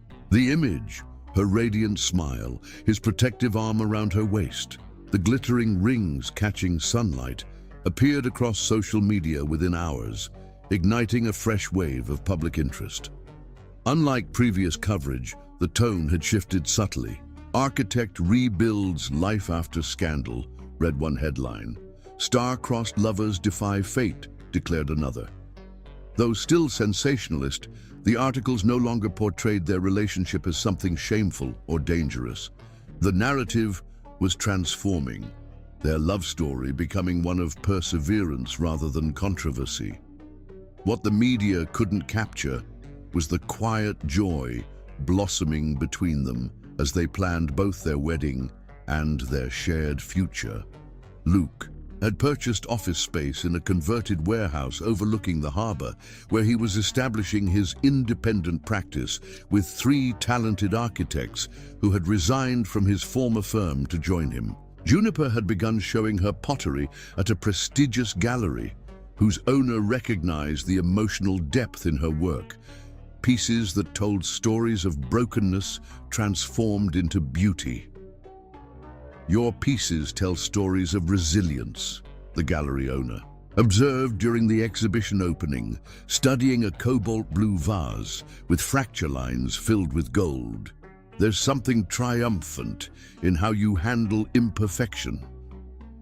Juniper glanced across the crowded gallery to where Luke stood speaking with potential clients, his hand occasionally touching the small of his back, as if reassuring himself of her presence. "I create from experience," she replied simply. The exhibition proved unexpectedly successful. Art critics praised the authentic emotional resonance in Juniper's work, with several pieces selling on opening night. For the first time in years, she experienced public recognition for her talent rather than whispered judgment for her past. The transformation left her both elated and slightly disoriented, as if she'd stepped into someone else's life. "How does it feel?" Luke asked as they drove home from the gallery, moonlight silvering the coastal road. "Being celebrated, rather, than feared?" Juniper considered the question carefully. "Unfamiliar," she admitted, "but in the best possible way, like walking into sunshine after years in shadow." Luke's hand found hers across the console, his thumb tracing the outline of her engagement rings. "You deserve every moment of this. Juniper, your talent, your success, your happiness." 3 weeks after their engagement, Luke received an unexpected visitor at his new office. His ex-wife arrived unannounced, her usual polished appearance slightly frayed at the edges, designer suit impeccable, but eyes betraying sleepless nights. "You've destroyed me," she stated without preamble, closing his office door behind her with controlled precision. "Are you satisfied now?" Luke leaned back in his chair, studying her with detached curiosity. "I don't know what you're talking about." "Don't play innocent." She paced before his desk like a caged animal. That expose in the architectural journal, the medical records proving I manipulated information. My firm is dropping me as a client. My fiancé postponed our wedding. Even my father questions my judgment. "Actions have consequences," Luke observed calmly. "Something you never seemed to grasp during our marriage." "She won't make you happy," Diana hissed, desperation edging her voice. "That cursed woman. She'll destroy you eventually, just like she destroyed her fiancé." Luke stood slowly, his expression hardening. "You know nothing about Juniper, nothing about what we've built together. And you never will, because you're incapable of understanding love that isn't transactional." "Love?" She laughed bitterly. "Is that what you call it? You barely know her." "I know her completely," Luke countered, "just as she knows me. That's what terrifies you, that I've found something real while you're still trading status and appearance for affection." For a moment, vulnerability cracked her perfect facade. "You replaced me so easily," she whispered, hatred mixing with something like pain in her expression, "while I can't escape your shadow." The raw honesty of her admission caught Luke off guard. Before he could respond, she straightened. Composure, returning like a mask sliding back into place. "You'll regret this," she whispered, "both of you." After she left, Luke dismissed the encounter as another desperate attempt to unsettle him. He mentioned it to Juniper that evening more as an anecdote than a warning, both of them accustomed to Diana's dramatic tendencies. "Should we be concerned?" Juniper asked as they prepared dinner together, a domestic rhythm they'd established in recent weeks. Luke pressed a kiss to her temple as he reached past her for wine glasses. "She's always been more talk than action. This is just her pride speaking." 3 days later, they attended a charity gala supporting ocean conservation, Luke's first major public appearance since establishing his new practice. The event represented a strategic opportunity to reconnect with potential clients and demonstrate his professional resilience. Juniper wore a gown the color of midnight ocean depths, its fluid silk catching light with every movement. Her only jewelry was the engagement rings and simple diamond earrings Luke had given her that morning. "To match the stars in your eyes," he'd said, his typical architectural precision momentarily replaced by unabashed romanticism. As they circulated through the crowded ballroom, Juniper noted the subtle shift in how people received them, curiosity replacing judgment, interest supplanting disdain. Several of Luke's former clients approached to discuss potential projects, while art enthusiasts recognized Juniper from her gallery opening. "Mr. Ryder," called a distinguished older gentleman, approaching with hand extended. "Harold Kingsley. I've admired your harbor designs for years." Luke shook the offered hand, professional charm engaged. "Thank you, Mr. Kingsley. The harbor project remains close to my heart, despite its current status. Perhaps we could discuss reviving it," Kingsley suggested, "under your new practice, without certain political complications. My foundation is looking for sustainable coastal development opportunities." As Luke and Kingsley delved into architectural possibilities, Juniper excused herself to visit the ladies' room. The evening was proceeding better than either had anticipated, with several promising connections already established. Perhaps the worst of the public judgment was truly behind them. She had just finished touching up her lipstick when the bathroom door swung open to reveal Diana, elegant in crimson silk, that matched the dangerous gleam in her eyes. The two women regarded each other in the mirror's reflection, neither speaking immediately. "Congratulations," Diana finally offered, her smile not reaching her eyes. "You've accomplished what a dozen socialites failed to achieve. Domesticating Luke Ryder." Juniper turned slowly to face her directly. "Is there something specific you want? Or did you just come to demonstrate your bitterness?" "Oh, I'm not bitter," came the silky response. "I'm fascinated. What special talents do you possess that captivated him so completely? What mysterious power does the infamous cursed woman wield?" "The power of seeing him as a person rather than a possession," Juniper replied evenly. "Of loving him for who he is rather than what he represents." Diana's perfectly manicured hand closed around Juniper's wrist, fingers digging into flesh. With surprising strength, "He was mine first. Everything he built with me beside him. You're just enjoying the rewards of my investment." Juniper extracted her wrist deliberately, refusing to show pain despite the marks blooming on her skin. "Luke isn't a stock portfolio. He's a human being who deserves love without conditions or expectations." "How poetic," Diana sneered. "But we both know this fairy tale won't last. Your curse will catch up with you, it always does. And when Luke finally sees what everyone else does, you'll lose everything, just like before." Juniper stepped past her toward the door, determined to end the uncomfortable encounter. "I'm sorry for whatever pain drove you to become this person. I truly am." The unexpected compassion seemed to enrage Diana more than any insult could have. As Juniper reached for the door handle, she felt hands shove her forcefully from behind. She stumbled, catching herself against the wall, shock replacing her composure. "Stay away from him," Diana hissed, her carefully maintained facade shattering completely. "Or I promise you'll regret it." When Juniper returned to the gala, she said nothing about the confrontation, unwilling to disrupt the successful evening.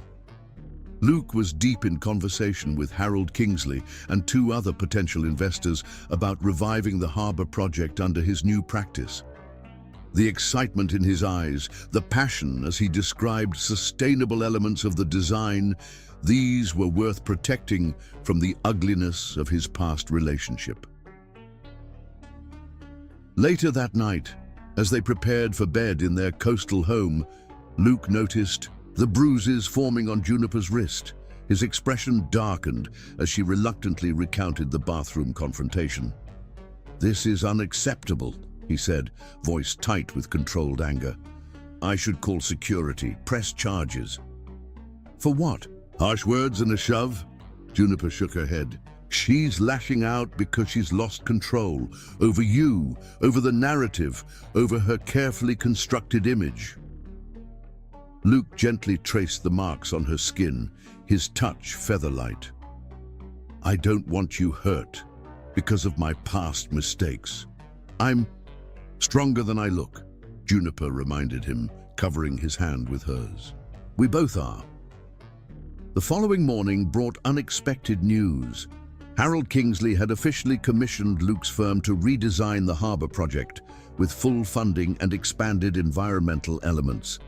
Even more surprisingly, two prestigious architectural magazines requested interviews focused on Luke's innovative new practice rather than personal controversy. "Things are turning around," Luke observed as they shared breakfast on the terrace, ocean breezes carrying away the lingering tension from the previous night's encounter. Finally.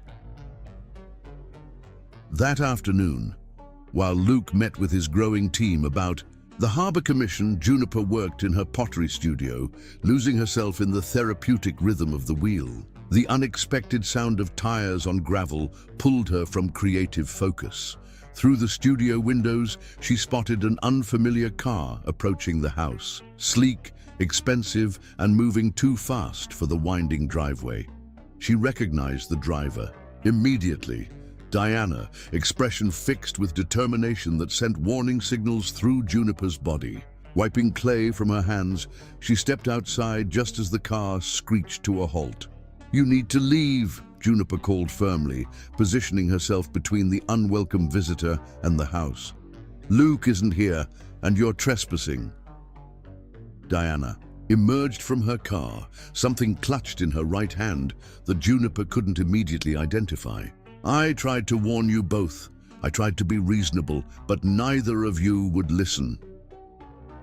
Whatever problem you have with Luke or me, this isn't the way to resolve it," Juniper replied, keeping her voice calm despite mounting apprehension.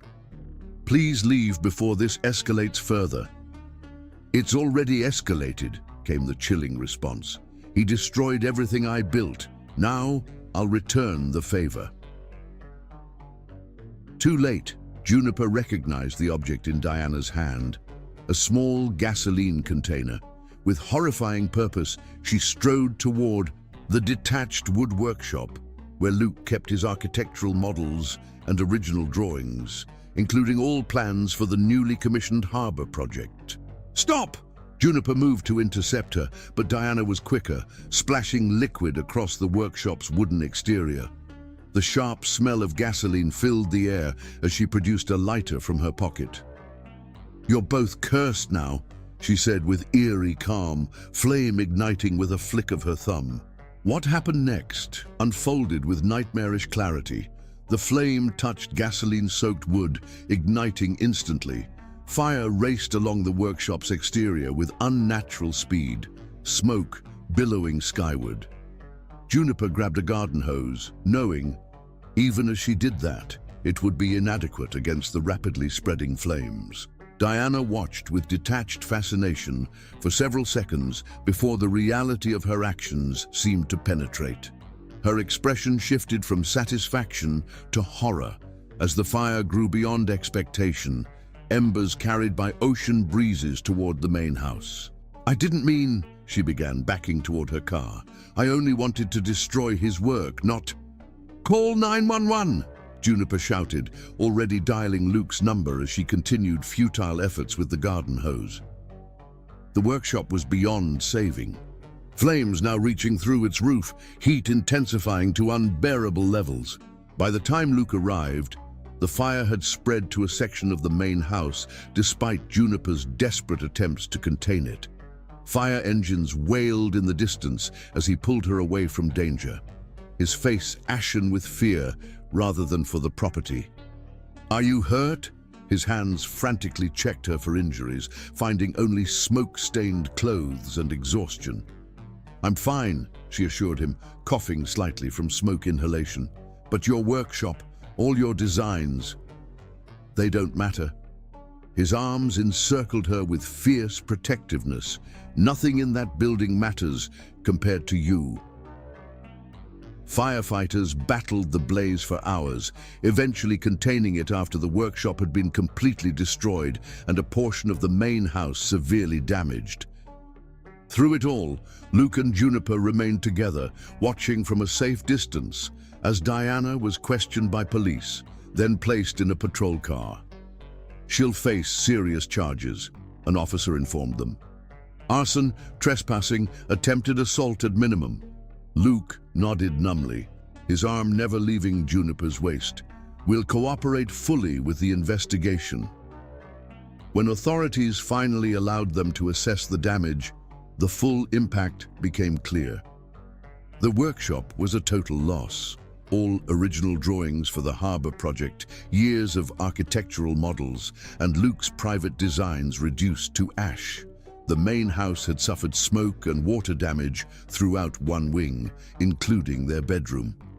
Luke spent 17 hours straight recreating crucial elements of the harbor design from memory, his hands cramping, eyes bloodshot.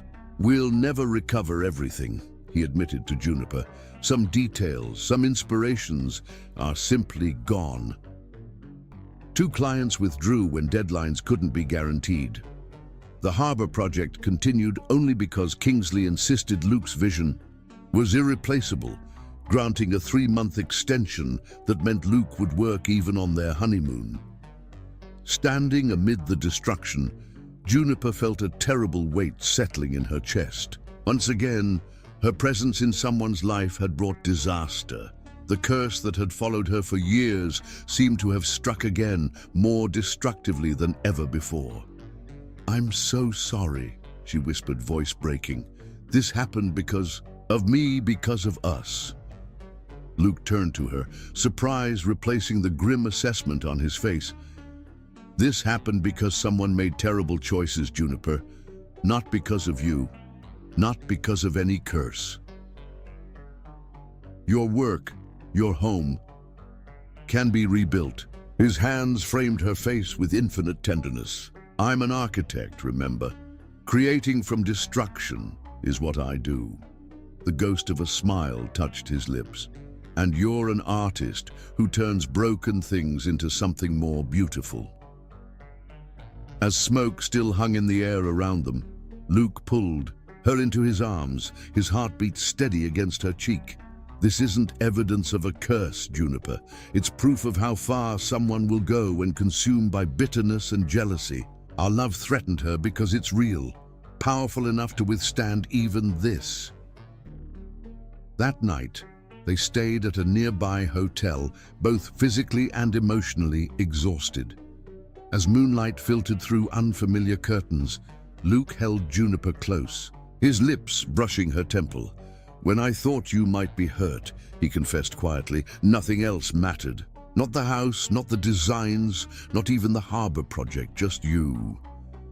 Juniper raised herself on one elbow to look into his eyes, finding nothing but absolute certainty in their depths. For the first time, she allowed herself to fully believe that what they shared wasn't cursed, but blessed, strong enough to emerge from literal fire, strengthened rather than destroyed by adversity. "I love you," she whispered, the words carrying the weight of complete surrender, to hope, to future, to the bond between them that had defied every attempt to break it. Luke's response came not in words, but in touch, his mouth finding hers with gentle passion that gradually intensified, healing the day's trauma with physical connection that transcended mere desire. Their lovemaking that night carried new depth, tender yet fierce, each touch a promise, each kiss a vow, that whatever came next, they would face it together. Morning found them entwined, sunlight revealing the peaceful certainty on Juniper's sleeping face. Luke watched her for several moments, memorizing the subtle changes that had transformed her since that first night at the restaurant. How fear had given way to confidence, isolation to connection, resignation to purpose. When she finally stirred, her first words surprised him. I want to design our new home together, she said, eyes still closed, a place that's truly ours from the foundation up. Luke's heart expanded with emotion too complex for simple naming. I'd like that, he replied softly. Very much. As they dressed to face the damage in daylight, Juniper's phone chimed with unexpected news. The gallery had sold every piece from her exhibition, with collectors requesting commissions for more. Simultaneously, Luke received word from Harold Kingsley that despite the loss of original drawings, the harbour project would proceed, with increased funding and expanded scope. The court-mandated therapy letter from Diana arrived that same day. Not quite an apology, but acknowledgement of actions taken during emotional distress. Luke placed it in his desk without mentioning it to Juniper. Some chapters needed closing, not sharing. Sometimes, Luke observed as they stood hand in hand before the damaged house they would soon rebuild together, what looks like ending is actually beginning. Juniper squeezed his hand. The engagement, rings catching morning light. And sometimes, she added softly, what people call a curse turns out to be the greatest blessing of all. Chapter 10. Eternal Flame. Moonlight bathes the terrace of their rented beachfront villa, casting silver patterns across Juniper's skin as she stands at the railing. 2 months have passed since the fire that destroyed Luke's workshop and damaged their coastal home. The insurance settlement came through last week, but more importantly, the blueprints for their new house, designed together during late-night sessions, now rest on the architect's desk downtown. Luke watches her from the doorway, mesmerized by her silhouette against the midnight ocean. Their temporary living arrangement hasn't dampened the intensity of what burns between them. If anything, sharing this smaller space has only deepened their connection, forcing an intimacy that neither would trade for all the square footage in the world. You're staring, she says without turning, a smile in her voice. I can't help it. He crosses to her, sliding his arms around her waist from behind. His lips find the sensitive spot where her neck meets her shoulder, and she leans back into him with a contented sigh. You're the most beautiful thing I've ever seen. Their days have been consumed with rebuilding. Luke recreating the harbor. Designs from memory.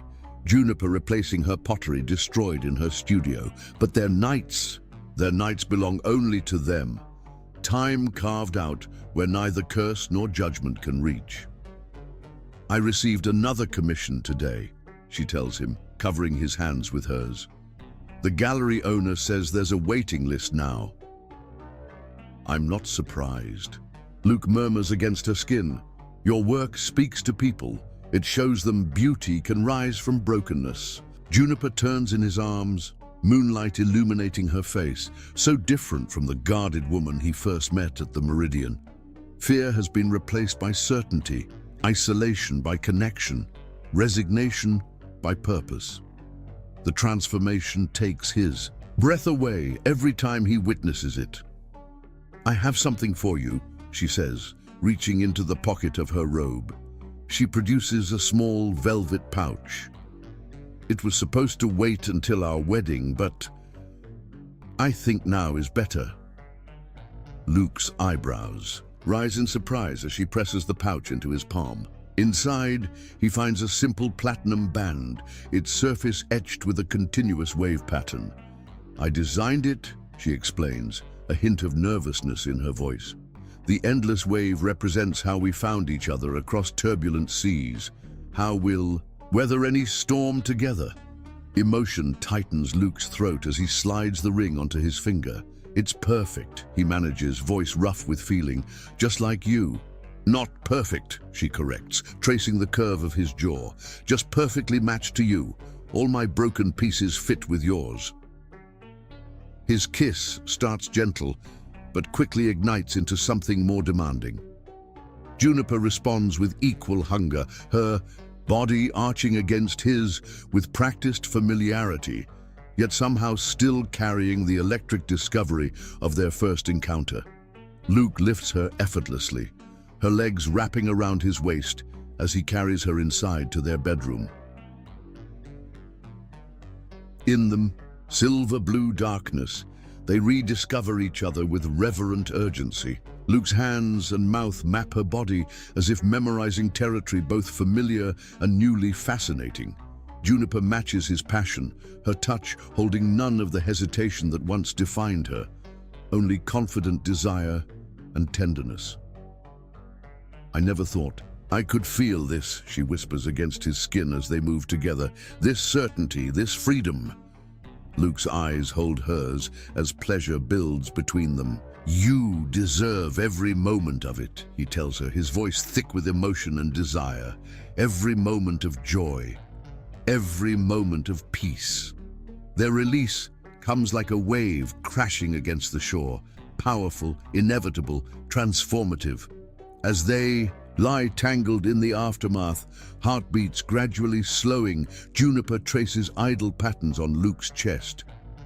"The doctor called today," she says quietly, a smile in her voice despite her attempt at casualness. Luke's body tenses slightly beneath her touch. They'd visited the specialist last week. After Juniper had shown symptoms they both initially attributed to stress from the fire and rebuilding. "And?" he asks, trying to keep his voice neutral, despite the hope rising in his chest. She raises herself on one elbow to look into his eyes, moonlight illuminating the joy she can no longer contain. "It seems those medical reports Diana circulated were as fictional as her version of your character." Luke stares at her, understanding dawning slowly. "You mean?" "I'm pregnant," she confirms, her smile breaking free. "Twins, actually. The doctor said it's rare, but not unheard of for a first pregnancy."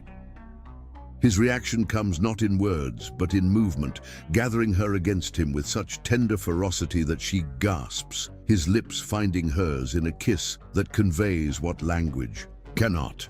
When they finally part, tears shine in both their eyes. "I thought," he begins, voice unsteady. "I know," she whispers, touching his face. "Another curse broken." Luke places his hand reverently over her still flat abdomen, wonder and awe replacing the familiar confidence in his expression. "Our children," he says softly, testing the words that once seemed impossible. "Our future," she agrees, covering his hand with hers. They make love again, more gently this time, but with no less passion, each touch carrying awareness of the new life growing between them. Physical proof of what they've both come to believe, that what others called cursed was actually blessed all along. Dawn finds them on the terrace once more, wrapped in a single sheet against the morning chill, watching as first light paints the horizon in shades of possibility, gold and rose, and endless blue. Luke holds Juniper against his chest, his grandmother's diamond and the new sapphire band catching early sunlight on her finger. "We should set a date," he murmurs against her hair. "For the wedding." Juniper turns in his arms, morning light, illuminating her smile, no longer guarded, no longer fearful, but radiant with certainty. "How about next month, before I start showing?" Luke's hands frame her face with infinite tenderness. "I want the world to see," he tells her, "to witness what we've built from ashes and judgment and broken pieces." Their kiss deepens in the strengthening sunlight, passion reigniting with familiar ease. As they move back toward the bedroom, the architect's drawings forgotten on the table beside them, Juniper feels the final remnants of her self-imposed prison crumbling away, replaced by the foundation of something infinitely stronger. "I love you," she whispers against his lips. Beyond reason, beyond fear, beyond any curse. Luke's response comes in both words and touch, his hands and mouth writing promises against her skin that transcend language. As they fall back into bed, sunlight and shadow playing across their entwined bodies, two souls who recognized each other across crowded darkness, surrender to the certainty that what they've found is the rarest treasure of all. A love powerful enough to heal every wound, transform every scar, and illuminate even the darkest night with its eternal flame.